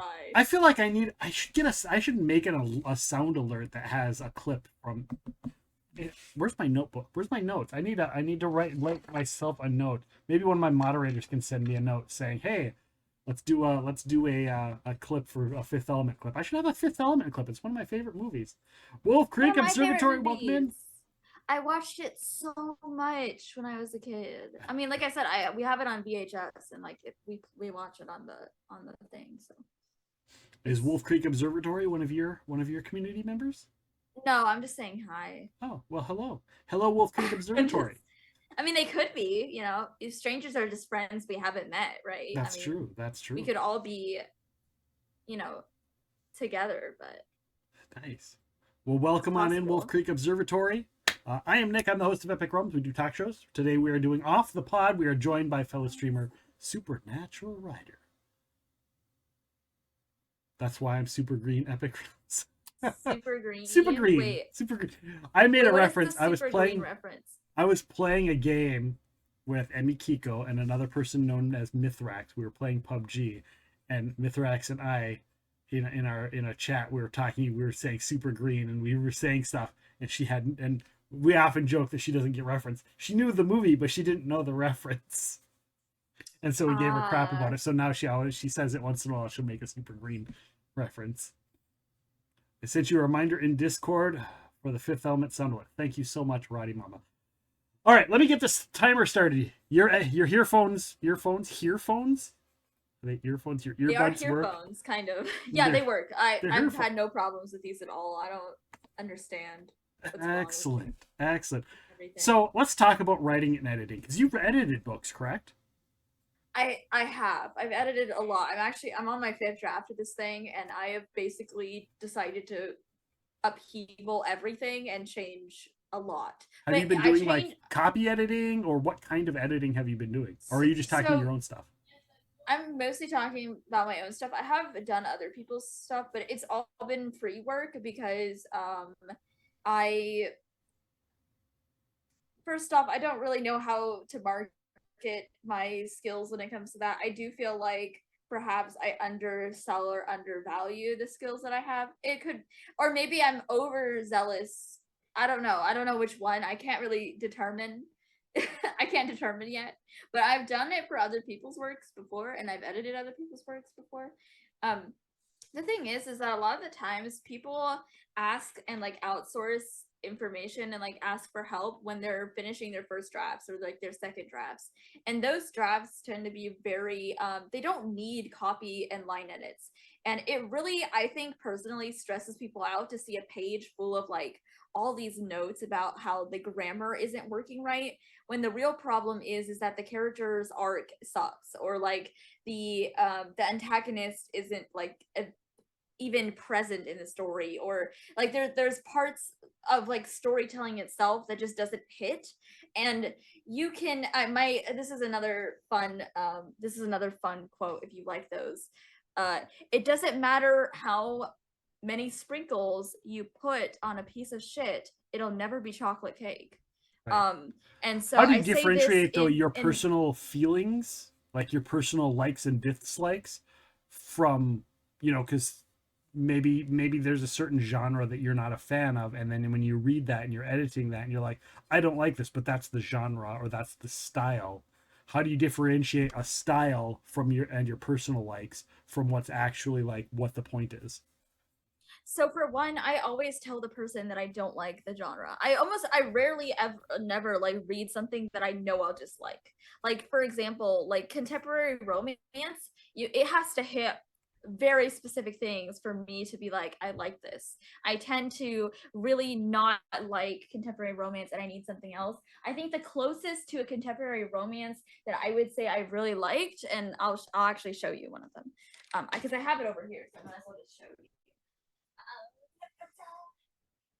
Boom. Gone. See, we knew this was going to happen tonight, This guys. series was pretty good as a contemporary romance. Okay. It's called Aristotle and Dante, and this is a pretty good contemporary romance. The only thing is this is also kind of a period piece because it's set in the 80s, right? And so it's at this point, it's like 30 years into the past. You know, so there's other things going on in the story besides it just being a contemporary romance, right?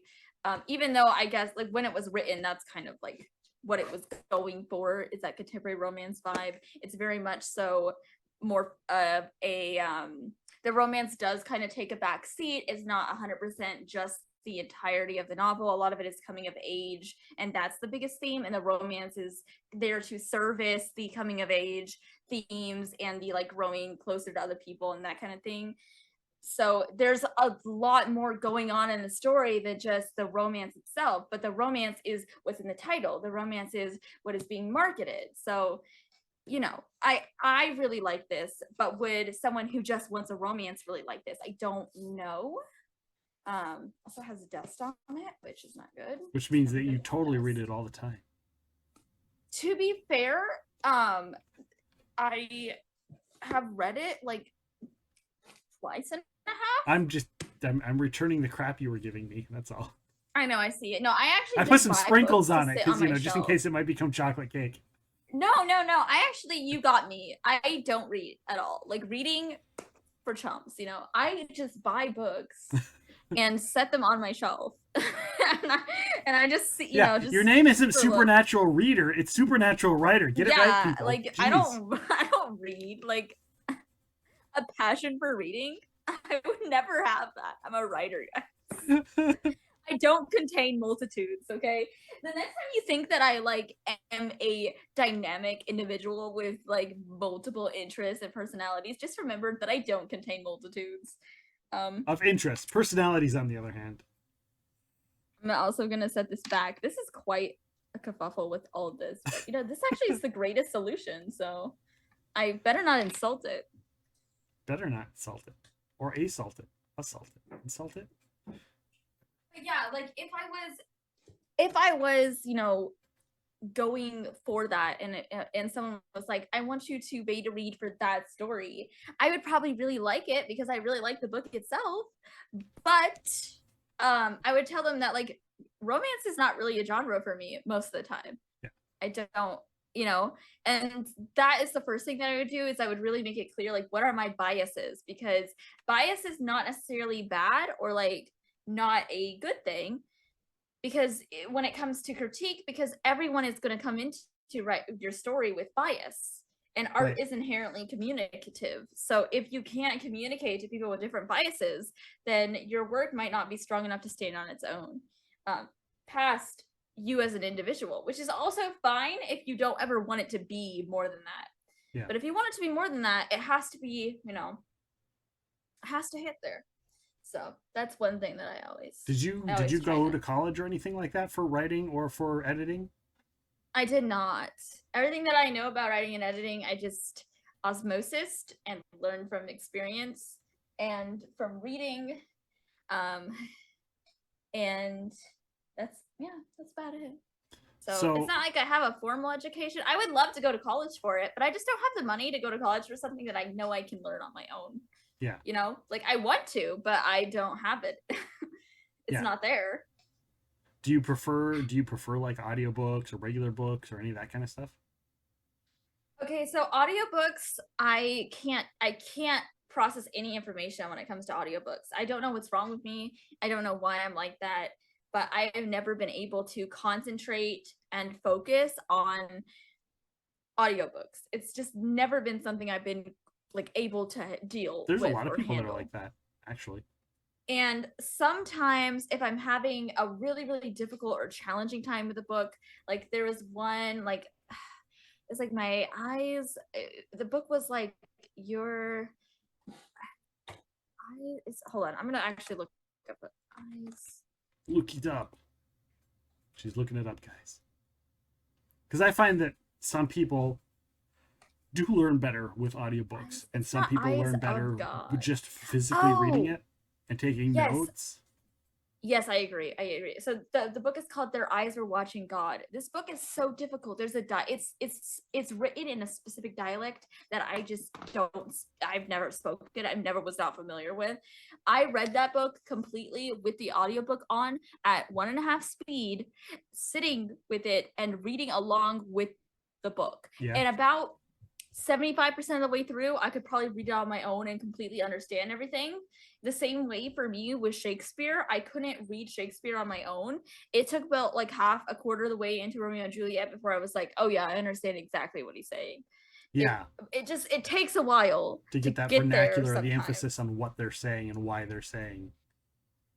Yeah, exactly. And so that's my thing. So I think audiobooks are useful, and like if you can consume books like specifically in audio form, that's great. But like me, I'm moving around constantly. I can barely stay still. You can see like the books that I really wear out, I wear them out.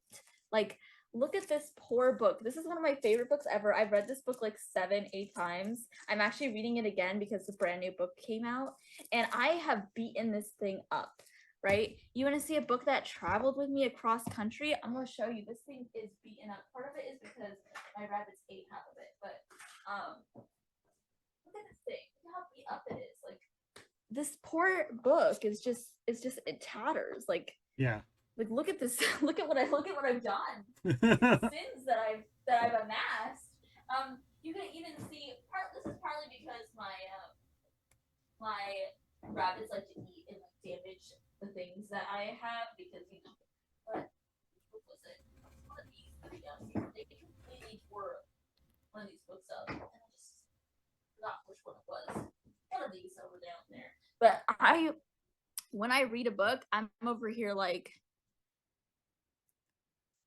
it is well loved. It gets well loved. So you'd think that with moving around and doing a lot of stuff while you're reading the audiobooks would be better, because like you don't have to like worry about holding anything or flipping pages or your eyes keeping up with your movement. No, I like holding it though. Like there's something about sitting. This grounds me in a way that the audiobook can't ground me. Oh, I see what you're saying. And I can see the word, like the words are there. They're not like this like invisible voice talking to me. Like what if I don't like the person speaking? You know, I can read at whatever pace I want when I'm reading with this. You know, I can read it. Well, and a lot of people say I can read faster than I can listen. Yes, and it's true. Now, also, you're coming from the person that can't. I usually listen to most videos at 2 times speed. I can't do lower than a half And some people are like, I just don't have time for normal speed. If I want to listen to something, it needs to be fast. But with books, I'm trying to slow my life down. And I can read books, like I could read this book if I really like tried, I could read it in a day. This is not a difficult thing for me to read. It's only 300 pages. I could read this in like, give me 4 hours sitting and I'll have this whole thing read. Especially since it's just one of my favorite books ever. I love this series so much. This is actually the worst book in the series, and I still love this series. Like I'm reading this and I'm giggling. I remember this. I read this in middle school. I'm in love with this series. I read this before middle school. I read the first book before middle school. Do you read any of her other absolutely books? Love this series. Her other books don't hit the same for me. I've tried to read her other books. She has, and they're not bad. They just don't hit the same. I don't know. Okay. This is like magic. There's just something about this. And one of my favorite things is like at 1.5, 2 times speed, depending on the narrator, same lyric. Yeah, I can't normal speed. No. And this is why I struggle so much with YouTube videos, is because if I can't get through my YouTube video at normal speed, right, and I'm not entertained by it, then I shouldn't even produce it, because if anyone like me stumbles on that video, they won't even bother to click the play thing to put it on 2 times speed, because they'll know, oh, they'll know that I can't even listen to it at 1 time speed. You know what I mean? But that might be me being like trying to like be like down on myself as well. Also, like go follow me on, you know, my YouTube as well, so that I have more insecurity and validation from others. That was Is that on your link tree? Is your YouTube on your link tree? I don't think so. Yeah, it is. I don't think I ever added it. It is? Yeah. Okay. Your Twitter's like on there too, but it looks like you me. don't have a Twitter. So I was like, wait a second, what? I tried to tag you. And I think something happened to my account, because it should be working just fine. Oh no. Oh no. Same lyric. Yeah, and it doesn't matter how like well researched or well put together the video is. I can't do it. One time speed for me is like killing me inside. Like it's So you can't stand when people are talking slow, is what you're saying. I can't stand when people are talking like how I'm talking right now. This is a perfectly reasonable speed to talk at people with, but for some reason I have to talk like this and be way faster. I think there's also a way, as a person who that's what they went to, you know, college for, and that's what I do, is, you know, the voice and the sound and how things flex. I think when people just talk kind of straight like this, it's really boring. But when people can inflect and change their voices and their tone with each word, I think that changes what it is. And a lot of people making videos these days, they don't do that. They don't know how to do that. Yeah, and that's why I struggle a lot with like scripting versus just like saying it out loud, because I find like when I script, things come together more nicely. But the problem is that I don't have enough life. You know, enough life. That's what I always say. I'm perfectly fine. Like I don't with my streams, I can't improv anything or like plan or like segment things the way like normal people do. But if I'm feeling the vibe that people are bored or like just not as like conscious as they usually are, I do try like to like latch on to something else and like pivot a little bit. And that's okay, because like I'm breathing life and energy back into whatever's happening, you know. How do you feel that affects your writing? That like I honestly think that if my big rule is that if I don't like the scene that I'm writing, then the people who read it aren't going to like it either. So I need to find a way to make this entertaining for me to write. Yeah. If the scene is boring to me to write, then it must be just mind-numbing to read. So I try to cut that out. I try to make it disappear as soon as possible. Or maybe one, and that's so hard for me when it's like an analysis of something that you need like the specific speed and like understanding of. It's so difficult because my brain is like, no. Right. You know, like you can't quite understand the analysis the person's trying to make if you're not consuming the material the way that it's designed to be consumed. And like that's one of the problems that I actually have with like I try to watch Peaky Blinders like at one percent speed, and I struggled for the first like 3 episodes to watch. I had to put it on 1.5 speed in order to like. Now after I hit episode 4, I was like engrossed and I was fine to watch it like normal speed for the most part.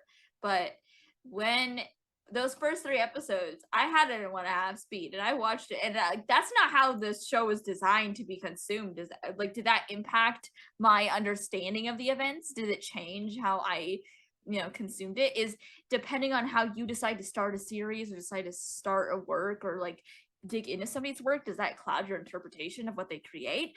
Right. Probably, maybe, I don't know. But you know what? I couldn't have watched it in any other way because my brain wouldn't let me. So. Right. And I would have missed out. So it's better that I consumed it and I have my own opinion on how I feel about it than it is like, anything else. So what is your favorite genre to write when you're writing? Like I'm fantasy. Like when I write, it's fantasy. Although a project that I've kind of been putting together in my mind is like a urban fantasy. But in the past, it's always been fantasy genre. What about yourself? So I actually, one of the first novels that I ever tried to create, I was in the 3rd grade, and it was like a weirdly environmentally conscious. Like it was about the Amazon, and it was about somebody who lived in the Amazon, like who was native to the Amazon, and who had to find a way to represent herself in court, like in the United Nations. Like I don't know where my 3rd grade brain decided that that was now I am sure that it was highly like it was nothing like logical or making sense, but like my brain did construct a environmentally conscious story about a young woman trying to represent her people in the UN.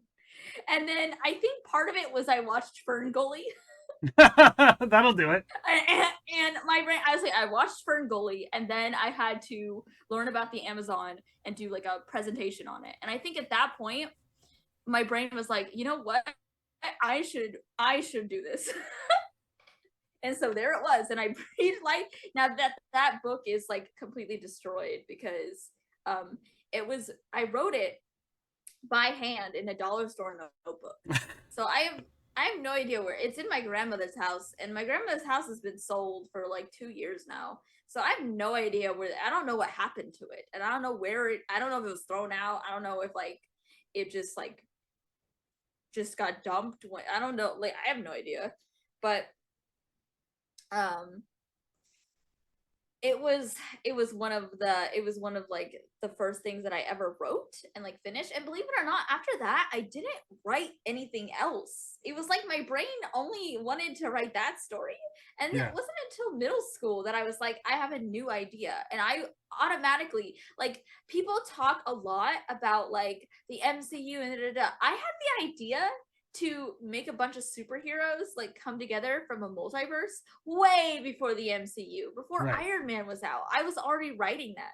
I already had that written down. I wrote the MCU before the MCU was even a spark of an idea. Okay, you don't understand. Like you do realize it was a comic book long before it was a movie, right? You do realize. I'm talking specifically about this like cinematic universe thing that's come into the mainstream, where everyone's like everything's got to be connected and it's got to like make sense together. And partly the story that I'm like making now is part of that in like a way. It is part of that. Yes, sister. Hold on, I'm gonna. That was just so funny to hear the horrific, like, scary horror laughter in the background.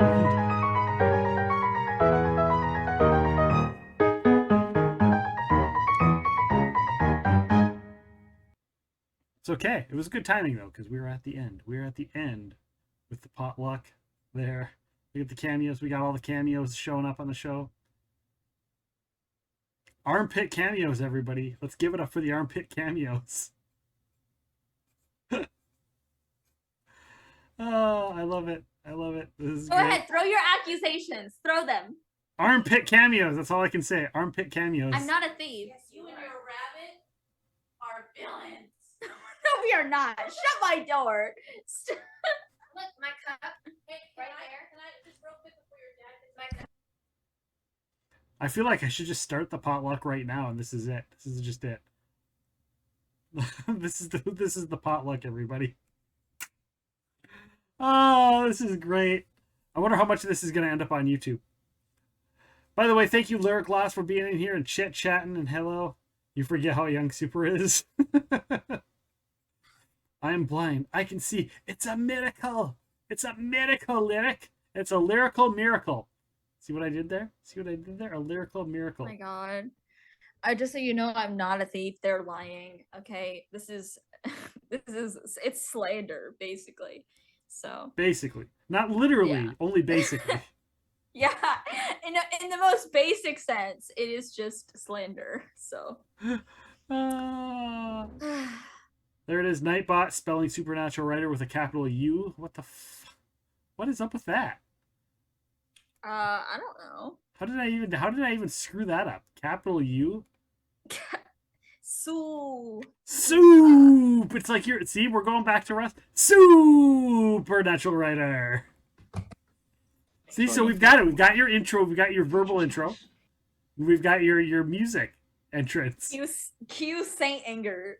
Cue Saint Anger. So I got that going before, which is nice. Oh, how are you feeling? Are you having a good time? Yeah. Despite your family coming in and be like, no, this isn't happening. We're gonna. The Fates want you to not be here tonight. They're like, we're gonna mess with the microphones. We're gonna mess with the microphones some more. The headphones. We're gonna slow things down. We're gonna throw some people in there. If you ain't first, you're last. If you ain't first, you're last. This is literally every time that I try to stream. At this point, I just go with it. Like you should there should be a penalty when they interrupt stream. You should be like, you get me to rub my knuckles on your head every time you interrupt the stream. That's what's gonna happen every time. Or you get a squirt gun. You just get a little squirt gun and you've interrupted. Squirt. Because they'll do that back to me over something else, and you have to be, it's all danger, Will Robinson, You never know when it'll come back at you. I suppose that is true. I forgot. Oh, you're talking about my writing, and then I forgot what I was trying to say. So many dumb ways to die. That's why you should watch Supernatural, Toasty, to learn new ways. So many dumb ways to die. There are dumb ways to die. There are. So many. All right. You could die from drowning on land. Like, that's the lamest shit ever. All it takes is one drop of water to drown. I don't know if that's true, but I was told that when I was little. I don't know if that's true or not. I feel like your body could take care of one drop, but I think I understand the sentiment. I don't. Water's dangerous, but I'm talking. I can about understand the sediment. Drowning. I don't know. It's at the bottom of a lake. No, sentiment. Sorry, not the sediment. Sentiment.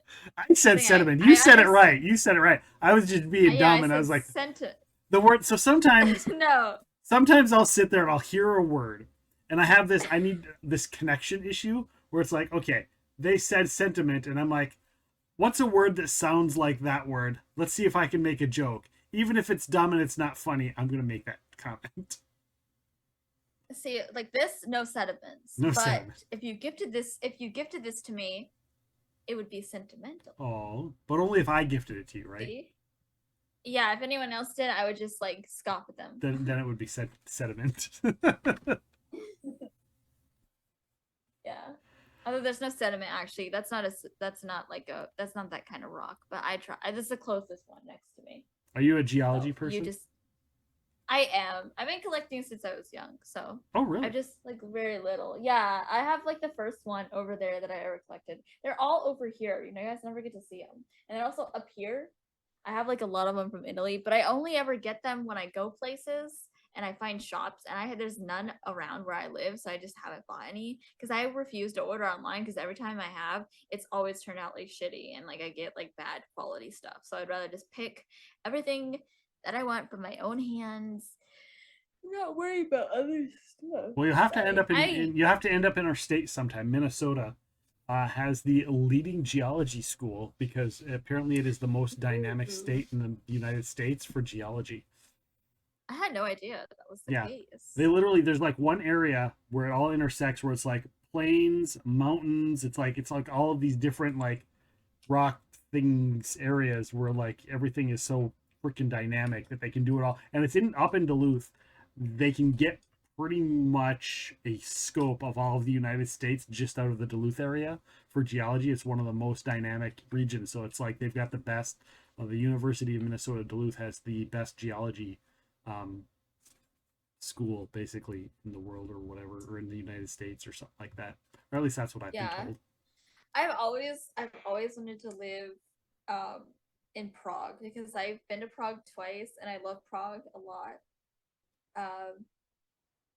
You're always like, why do you want to live there? And it's, I don't know, but yes, like I've always loved it there. And if you're like, it gets so cool. It's like the second time I went there, it wasn't that cold, and I got this cool ass jacket where like if it rains on you, the rain just like goes straight off. It just slides right off. Okay. Oh wow. It's like it just slides. It doesn't even like, you don't get cold from the rain. So it could like be hailing and I would be fine. I would just be sitting. It goes all the way down to my ankles. It's perfect. It's like, and then your ankles get cold.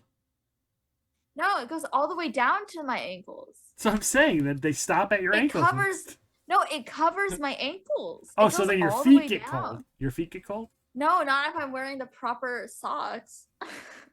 You have waterproof socks? You get waterproof shoes. Then you don't have to worry about your Sorry, second line. ever since you started giving me crap, I'm like, oh, that's it. All bets are off now. I'm right back at you. I get it. I know, Epic. I know that's what's going on. But I see the problem is that people can't tell when I'm playing it straight and when I'm just fucking you. You have to do this. No, I'm totally playing it straight. What are you talking about? I'll like. What do you mean you're wearing rubber? What? You're wearing rubber suggestively. shoes? I'll wink suggestively at chat, and chat will be like, "Oh, I get it." And then you'll be clueless. You won't understand, but chat will get it. It'll be our secret chat. Yeah. Just our secret. Oh, I'm not in chat. I guess I technically in chat. 69 in chat if you agree. Mm-hmm. No, Epic, you're not here. I'm in chat. See, it says right there, I'm in chat. We have a special alert for 69, actually. We have a special 69-bit alert. I have an emote. Hold on. There it is. Here it is. Listen. Ready? I thought I did. Like cocaine and waffles. No, like for instance, if I say peanut butter and Ladies. Yeah. Another Talladega Night reference. I could have sworn. Oh, here it is. Yeah, here it is. I knew I had one. Yeah, Epic is not in chat. Thank you, Thurs. See, Thurs is always here to like cover and represent.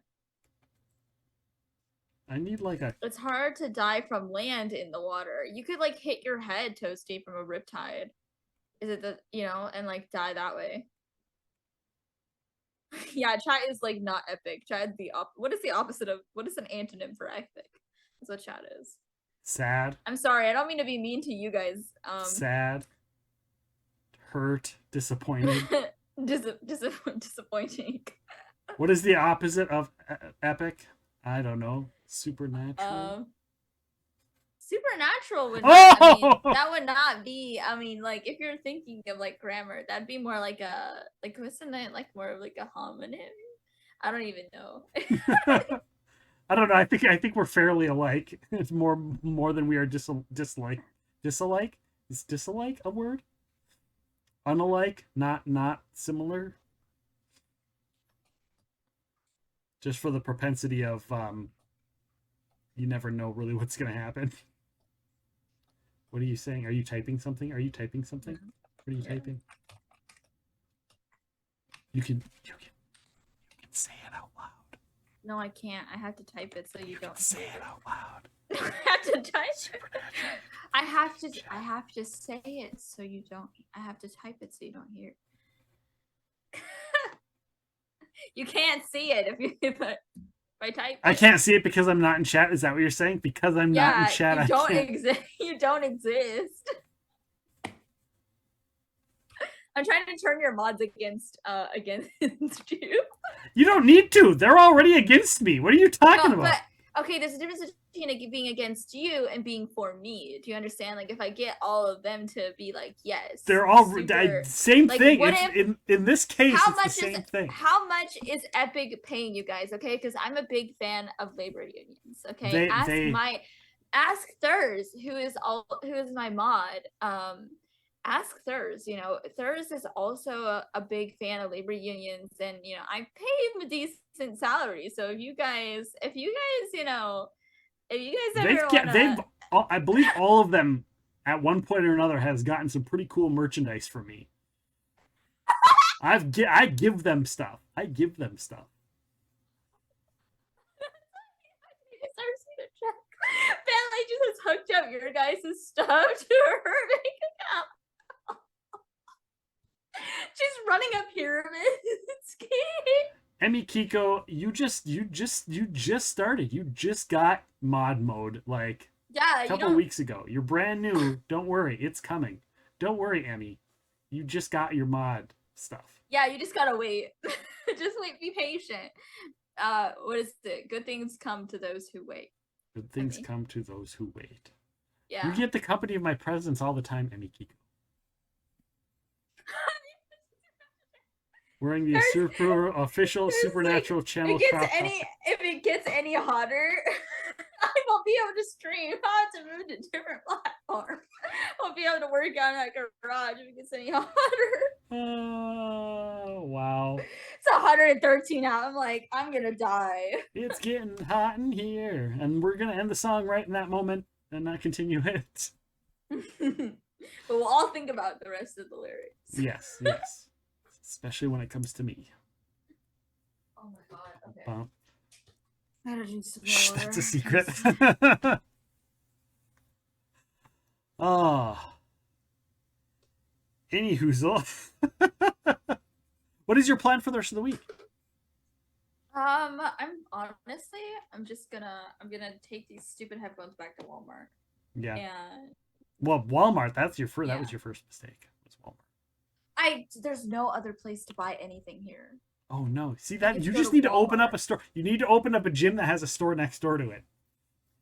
A store within a store. A store within a store. A gym within a store. I should do that. A gym within. Well, I feel like if I was gonna open up a gym, this is what I mean. There's like so many things that I want to fund and create and like have and do and be, but I can't. I can't do any of those things because I can be anything I want, but I can't be everything I want, and it's ridiculous.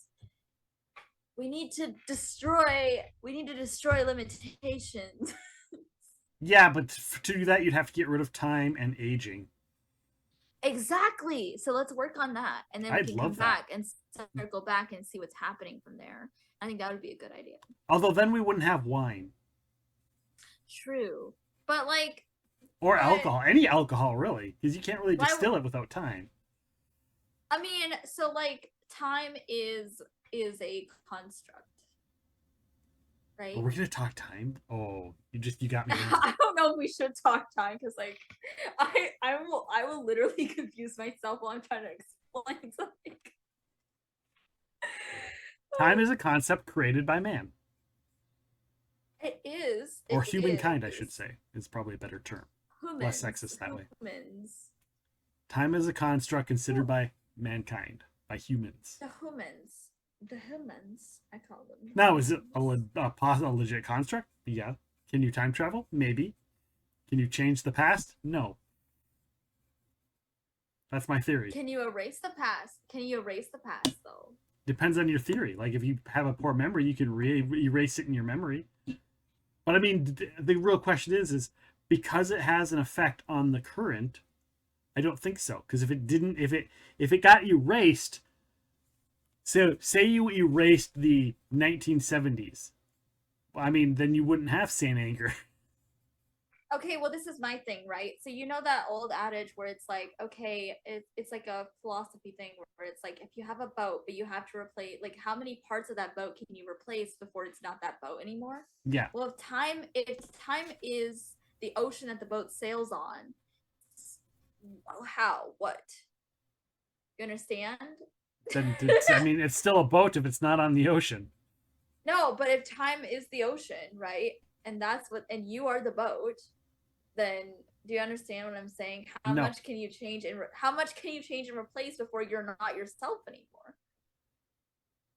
But you're still I mean, I've changed, over the course of the last 10 years. No, but how much of you can change a lot before you're not yourself? Like that's my question. Because your current self is is your current self is still your current self.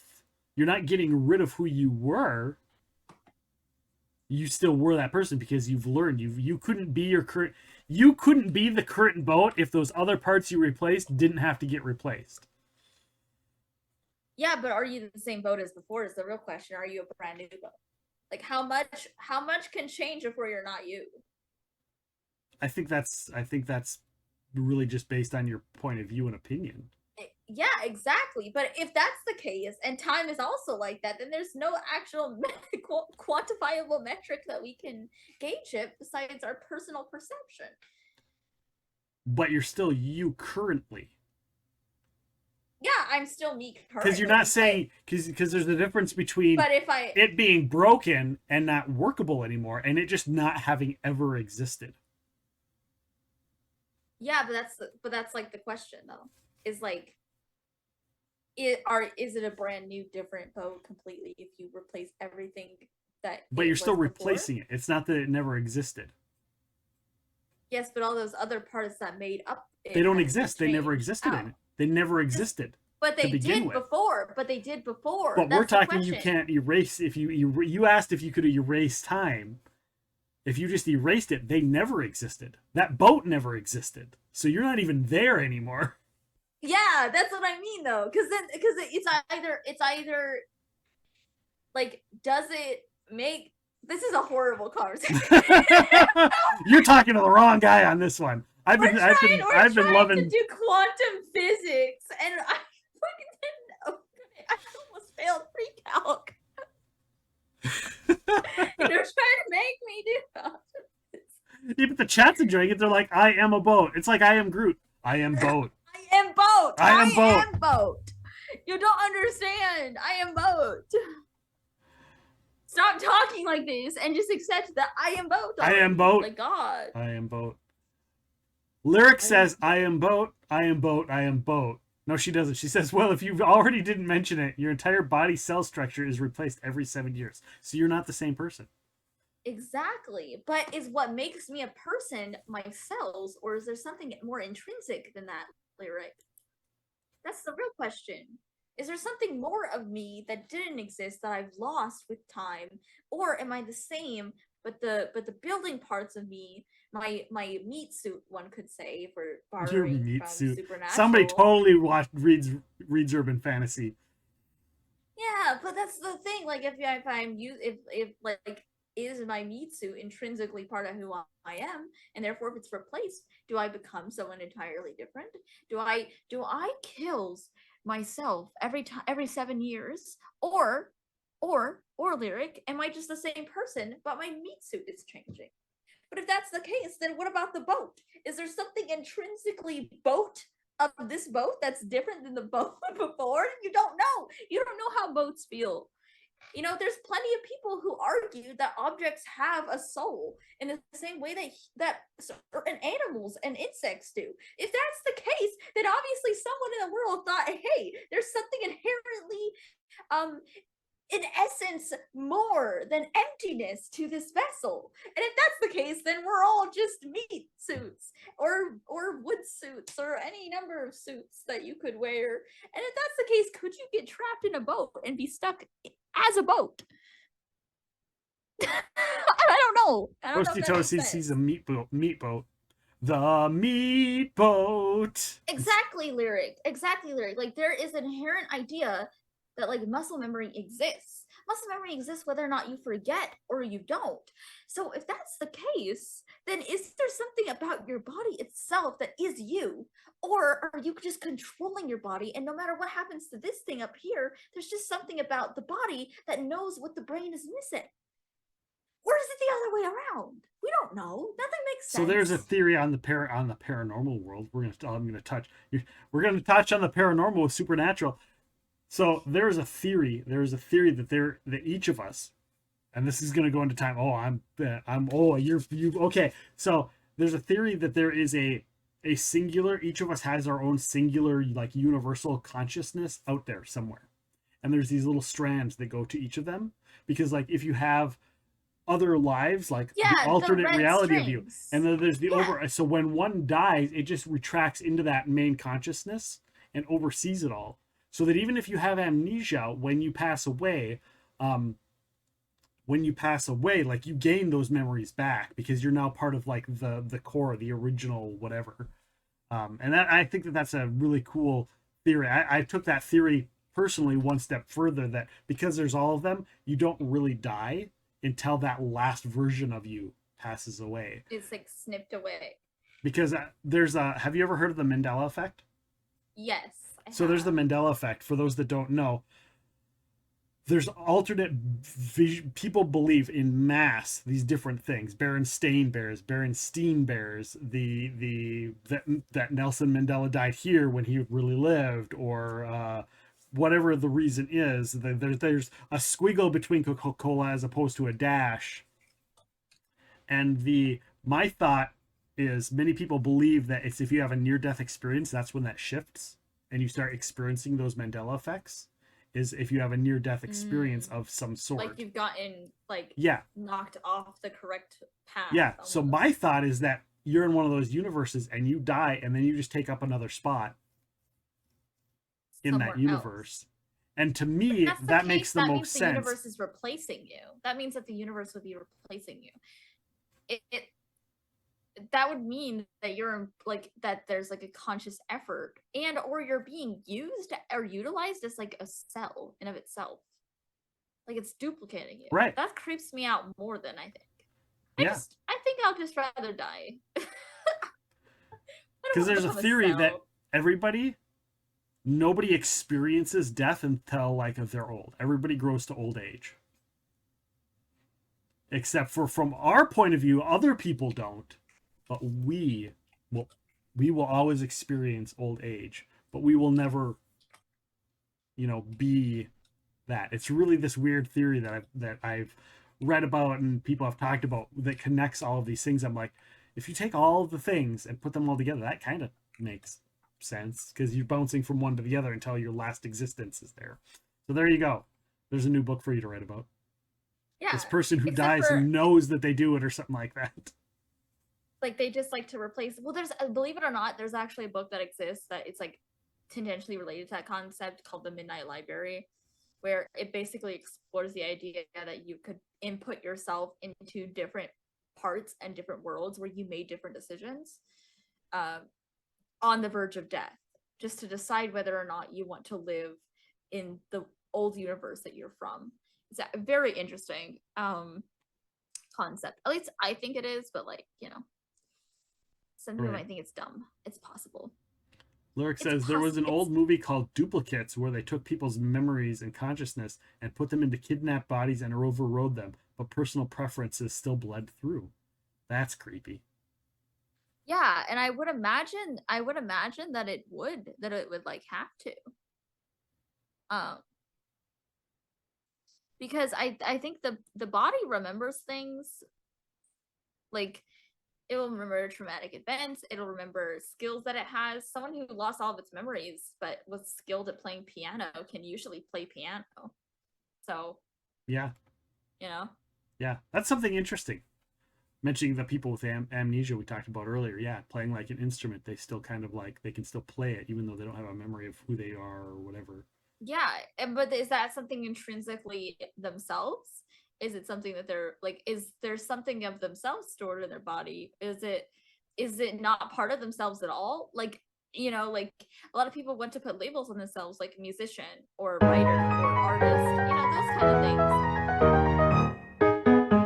But does that stay with you, or does it, like, go? Right. Yeah, that's a good point.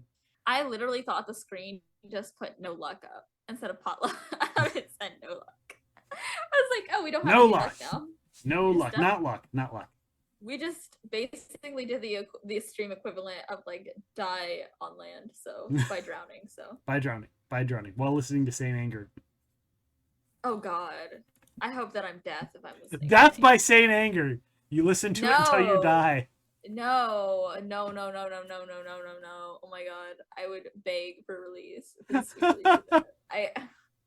It's not even that bad. Like, I can't though. That can't be the last song that I listen to. I feel like if that was, I would grow the will to live for another song just so I could listen to something else.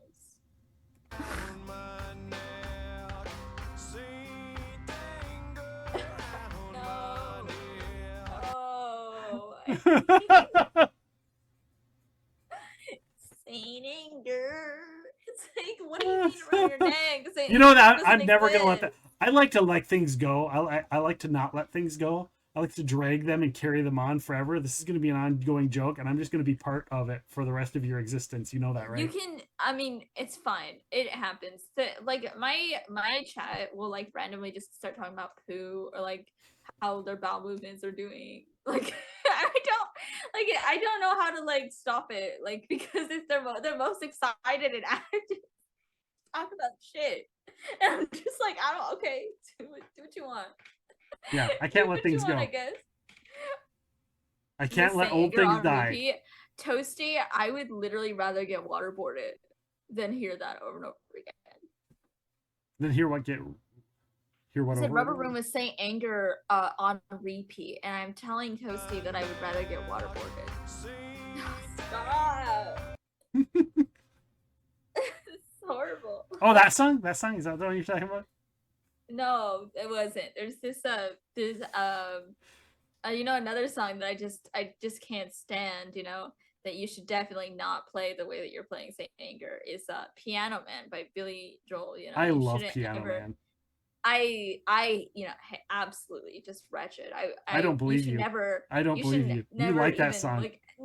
You like that song. Not at all, actually. You're putting words in my mouth that I haven't said.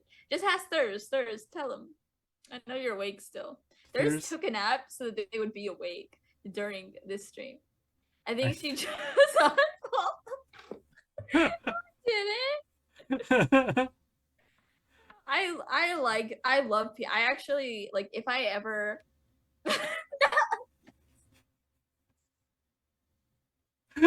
Thurs. There's just a poop in your mouth. What? Just ignore that. No, you're the one that asked him to talk or asked them to talk. You should, like I would say, like just pretend they're not even speaking when they start talking about poop. Just ignore them. She's the biggest shit talker here. That's true. She was talking shit to me earlier about the spicy chips. Oh, that's right. It's just one chip. You can just have one chip. It was polite ribbing. Okay, we're just. I'm gonna send you a bag of these chips, and you're gonna have to eat them on stream. Hey, you do. Okay, I get it now, Epic. You wrote Saint Anger. You do have like a necklace around your neck, so it would make sense. Why is that Saint Anger? Is that why you're so fiercely defending? Stop. What's that?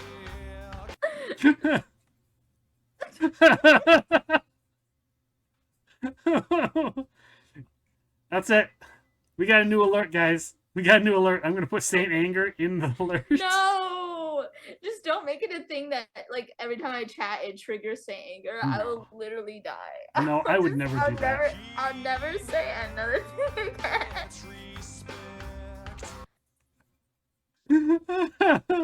Okay, but like serious knowledge, like I do really like Piano Man. It's one of my favorite songs to karaoke too. So like, I was just joking. I don't want on record here that I don't like Piano Man because it's a big fat lie. Okay, like I lie. I don't make a habit.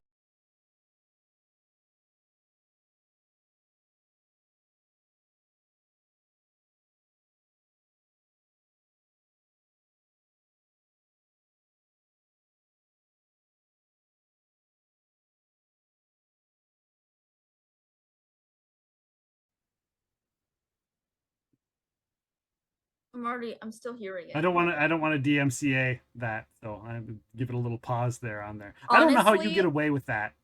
With Oh, I having, don't, but it doesn't actually give me a copyright claim. It just gives me a warning and then mutes it. wow. But it only mutes that portion of the stream, so it's really not that big of a deal. See, for me, for something like this, like eventually this will end up on YouTube. And, it won't mute the whole stream. It only mutes the part where you're playing the copyright. right, but when I upload it to YouTube, they flag it, and only certain audiences are allowed to watch it. Oh, sometimes you can just edit like around the parts Yeah. that are like giving you problems. Yeah, I I generally get just it. I leave get it though. I just leave it. I get I it. have though. them. I have all of them personally, so like I can always just upload them again somewhere, re-edit them later down the road. So straight into Saint Anger. No. Toasty, you want me to die, don't you?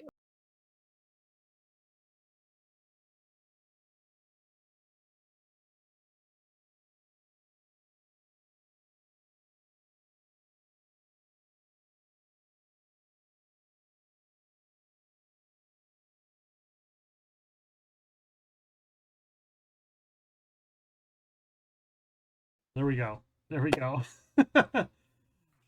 Guys, go and check out Supernatural Writer. She is awesome. Love her streams. Love hanging out in there. Just it's so much fun, and you get this all day long. It's like 8, 9 o'clock this morning, all the way through till about a couple hours before we started tonight. So go ahead and check out Supernatural Writer. Can we get it? Let's watch a clip. Watch this. I don't know what you're. I know I have mods in here, but I'm just gonna do it myself because. Oh no, it might. Sometimes. Oh, you've got the clips are stuck. That's just a silent clip. So this is Robin's fault because Robin thought it was funny that I couldn't get the sound to work. This is But you've got like the wind in your hair, and I was talking so adamantly about something important, and Robin just sat there clipping my silent talk. you know you can edit your clips and get rid of the ones you don't want. No, I don't. I leave them there because that's what the people want. You know, that's what the people want. They want this silent. They like this. This is what they want. Silent. So I just want silent. I just give them what they want. Yeah, they don't want me to talk anymore. I told you, they'll give me subs and bits to shut up. Be quiet. You sure they didn't clip this just because you had like a really cute bikini and you were like hanging out on vacation and they were enjoying your vacation? Robin definitely did it for a meme. The clip is named Forever Mute. Oh, is it? Yeah, Robin trolls me constantly with clips. Let's see. It's okay. Maybe we'll get a sound. We'll do a quick There you go. Working out. flex, yeah. I thought you didn't like doing the flex. Quick flex for everybody. I did it. It was Flex Friday. I had to do it Oh. for the weekend. Flex Friday. I remember I redeemed it. You had it as your chat, and I was like, yeah, I'll redeem this because I just like to spend channel points and say hi sometimes. And you're like, that's it. And then you had a whole nother meme where it wasn't flexing or showing your biceps or whatever. Yeah. Okay. So the problem that frustrates me so much is that like they want me to flex only my biceps and it makes the rest. I work on my legs. I work on my abs. I'm trying, to develop all my muscles. Stop focusing so much on the biceps. Like complement other things. Be freaky and creepy as your first message about other things. Okay, make me feel a little like something is noticeable. So tomorrow I'm gonna come in. All right, flex your quads. Yes, epic. Because you know what? All my time streaming, only one person has ever asked me to flex my legs, but I've gotten like 50 different randos telling me to flex my biceps, and that's stupid. Stop with the same thing over and over again. Change it up a little bit. Be different. There you go, guys. If you've never been into Supernatural Writer's chat, tomorrow when she goes live, tell her to flex your back, I want to see you flex that neck muscle. Is this to say be different? I heard it. Yeah. A running joke is is that like I always end up with my knee on the camera because of the way I have to move the camera around. Yeah. So instead of like feet pictures, it's just knee looks. It's not my fault. It's actually probably Thursday's fault somewhere down the line. I don't know. You don't know. I don't know. I like to just blame things on other people so I don't have to deal with the consequences. That's my favorite way of handling stuff. If you just blame it on someone else, then like you know, and if it gets offensive, well, then they're guilty because they're, you know, defending themselves. Like if they had nothing to worry about, then they wouldn't feel guilty. Except for Saint Anger. Thank you so much for joining me tonight. It's been a blast. Hopefully you've had a good time. I know you've got your show tomorrow to do, and you've got all of your stuff going on. So guys, go and check out Supernatural Writer. Thanks for being here tonight. I appreciate you being here. See, there's good. It's not about what you do in life. It's all about how you pass the blame. Yeah, like go ahead, take that credit card debt. Just make sure you have someone that when you die, you can pass that debt on to. You know, like wow. It's someone else's problem now. That's all I'm saying. Like, I think we need to like frame things differently. I'm gonna take the next credit card I take out. It's gonna be in Supernatural Writer's name, and that way, when something happens and I'm like it's maxed out, I'll be like, she said to push on the blame someone else. Push on the blame. It's all the captains. Yeah, exactly. You just gotta How is that still there? I keep getting rid of that, and it keeps popping back up. What? It's all the captain's fault? Yes. Yes, because I'm the captain. Like, I don't know if you knew, but I also played a pirate for many years, and so if you look in my emotes and you see all the piratey stuff, here's the emotes. That's me. So, like I am Captain Maxwell Drake. So mods can just add the command back if they have access to your Nightbot. Yes. No, you can just do it in chat. The mods have the ability to just edit the command in chat. To edit Nightbot? You don't have to log in. Yeah, Stream Elements too. They can do it on their own. They just have to know the commands. I don't think they can for Nightbot. I think because I can't even do that. I have to log into Nightbot to edit it. Thurs can. Thurs and Ferendos can. So I know that they can do it. They edit my commands all the time. I don't know what the command is. They know how to do it though. This is me like glancing at the camera like, Bentley, are we in trouble? Did you guys not know? Oh no. I'm sorry. I don't know how you guys did it then, but you can edit the commands. Just like you can edit, like mods can edit the game and the title. Yeah, I know that. But like Nightbot is a separate entity. It's not part of Twitch. So how do they have access to that if they're because they I don't know, but I know that they can do it because one of my mods just like went into chat and like changed all my commands once. Are your commands through Nightbot? Yeah. Weird. Yeah. So I don't know. I didn't have like a big problem with it because I was like, I asked them to do it. I didn't even know you had Nightbot, to be honest. I have both because Stream Elements always fails me. Yeah.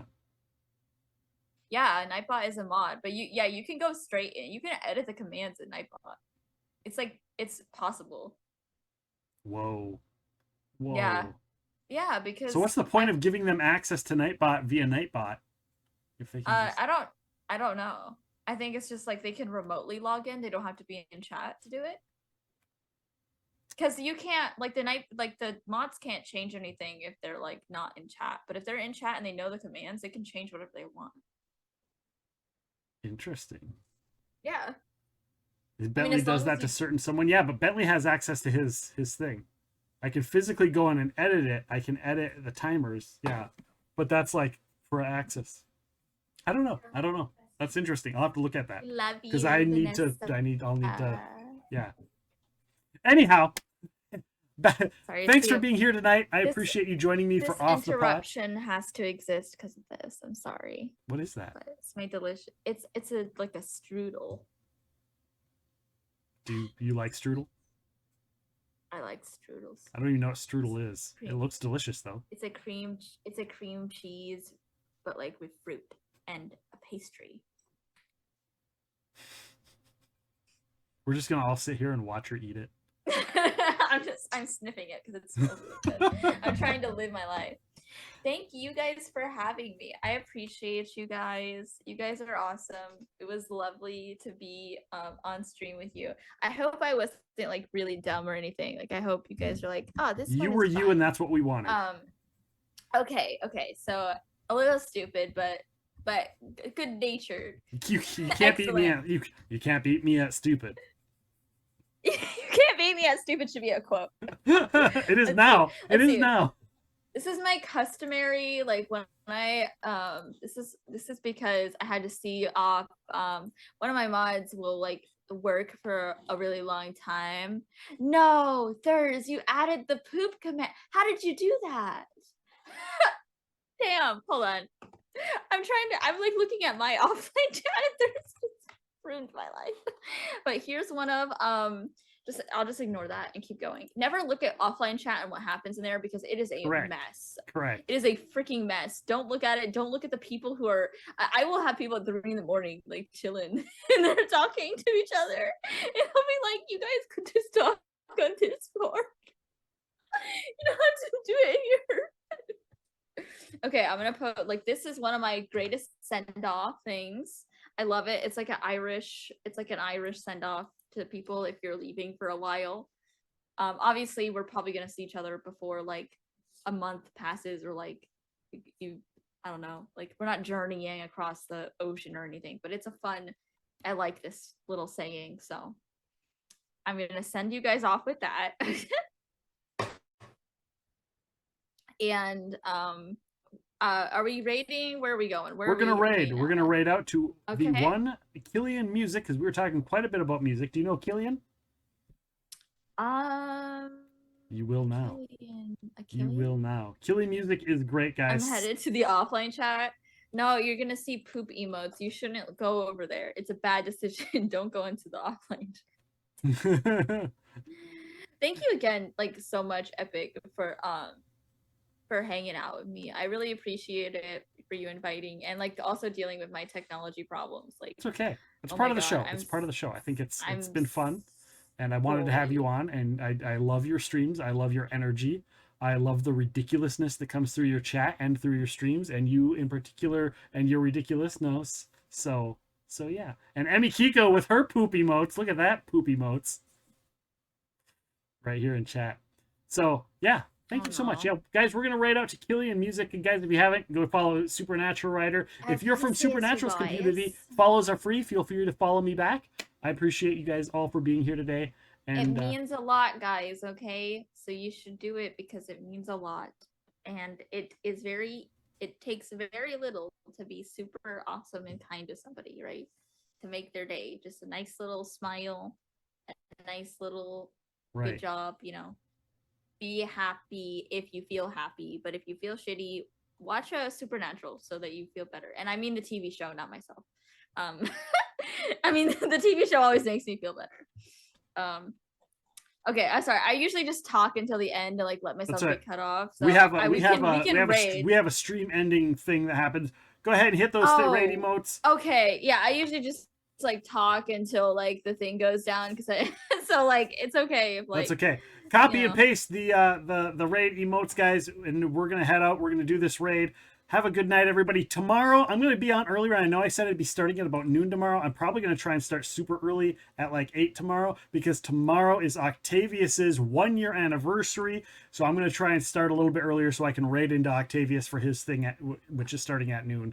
So make sure we'll see you. So we'll see 8 a.m. maybe. Who knows? And go watch Supernatural. Hey, Identity, look what I fucking stole, bitch. I fucking got your VR headset, fucker. What are you going to do now? How the fuck are you going to stream? Octavius. You're going to have to fucking not stream. I stole this. Who clipped that? I stole his goddamn cup. Fuck you, Identity Crisis. Boom, boom, boom, boom. VR headset. Get fucking wrecked. Wow, the salty I will Octavius. set it up. I will set it up, yeah. Set it up. No! Yeah, Dicknanigans. I'm sorry. Dicknanigans. No, not the turn it up. All right, that's it. We're raiding out. Have a good night, everybody. You guys have a good one. I appreciate you guys. I hope that I was like semi-entertaining. I know that I'm like starting to get loopy because it's starting to get late for me. Come along on I the raid, hope- guys. I wish you all a lovely time. You guys have a chill evening wherever you are in the world. Maybe it's morning for you. Go outside and give someone a watermelon. Just like set it at their doorstep and walk away. You'll live rent free in their brain forever. Okay, do that. Think about doing that. Think about how funny that would be. They would think about that for the rest of their life. So do it. And I'll see you guys later. Sounds good. See y'all later. Have a good night.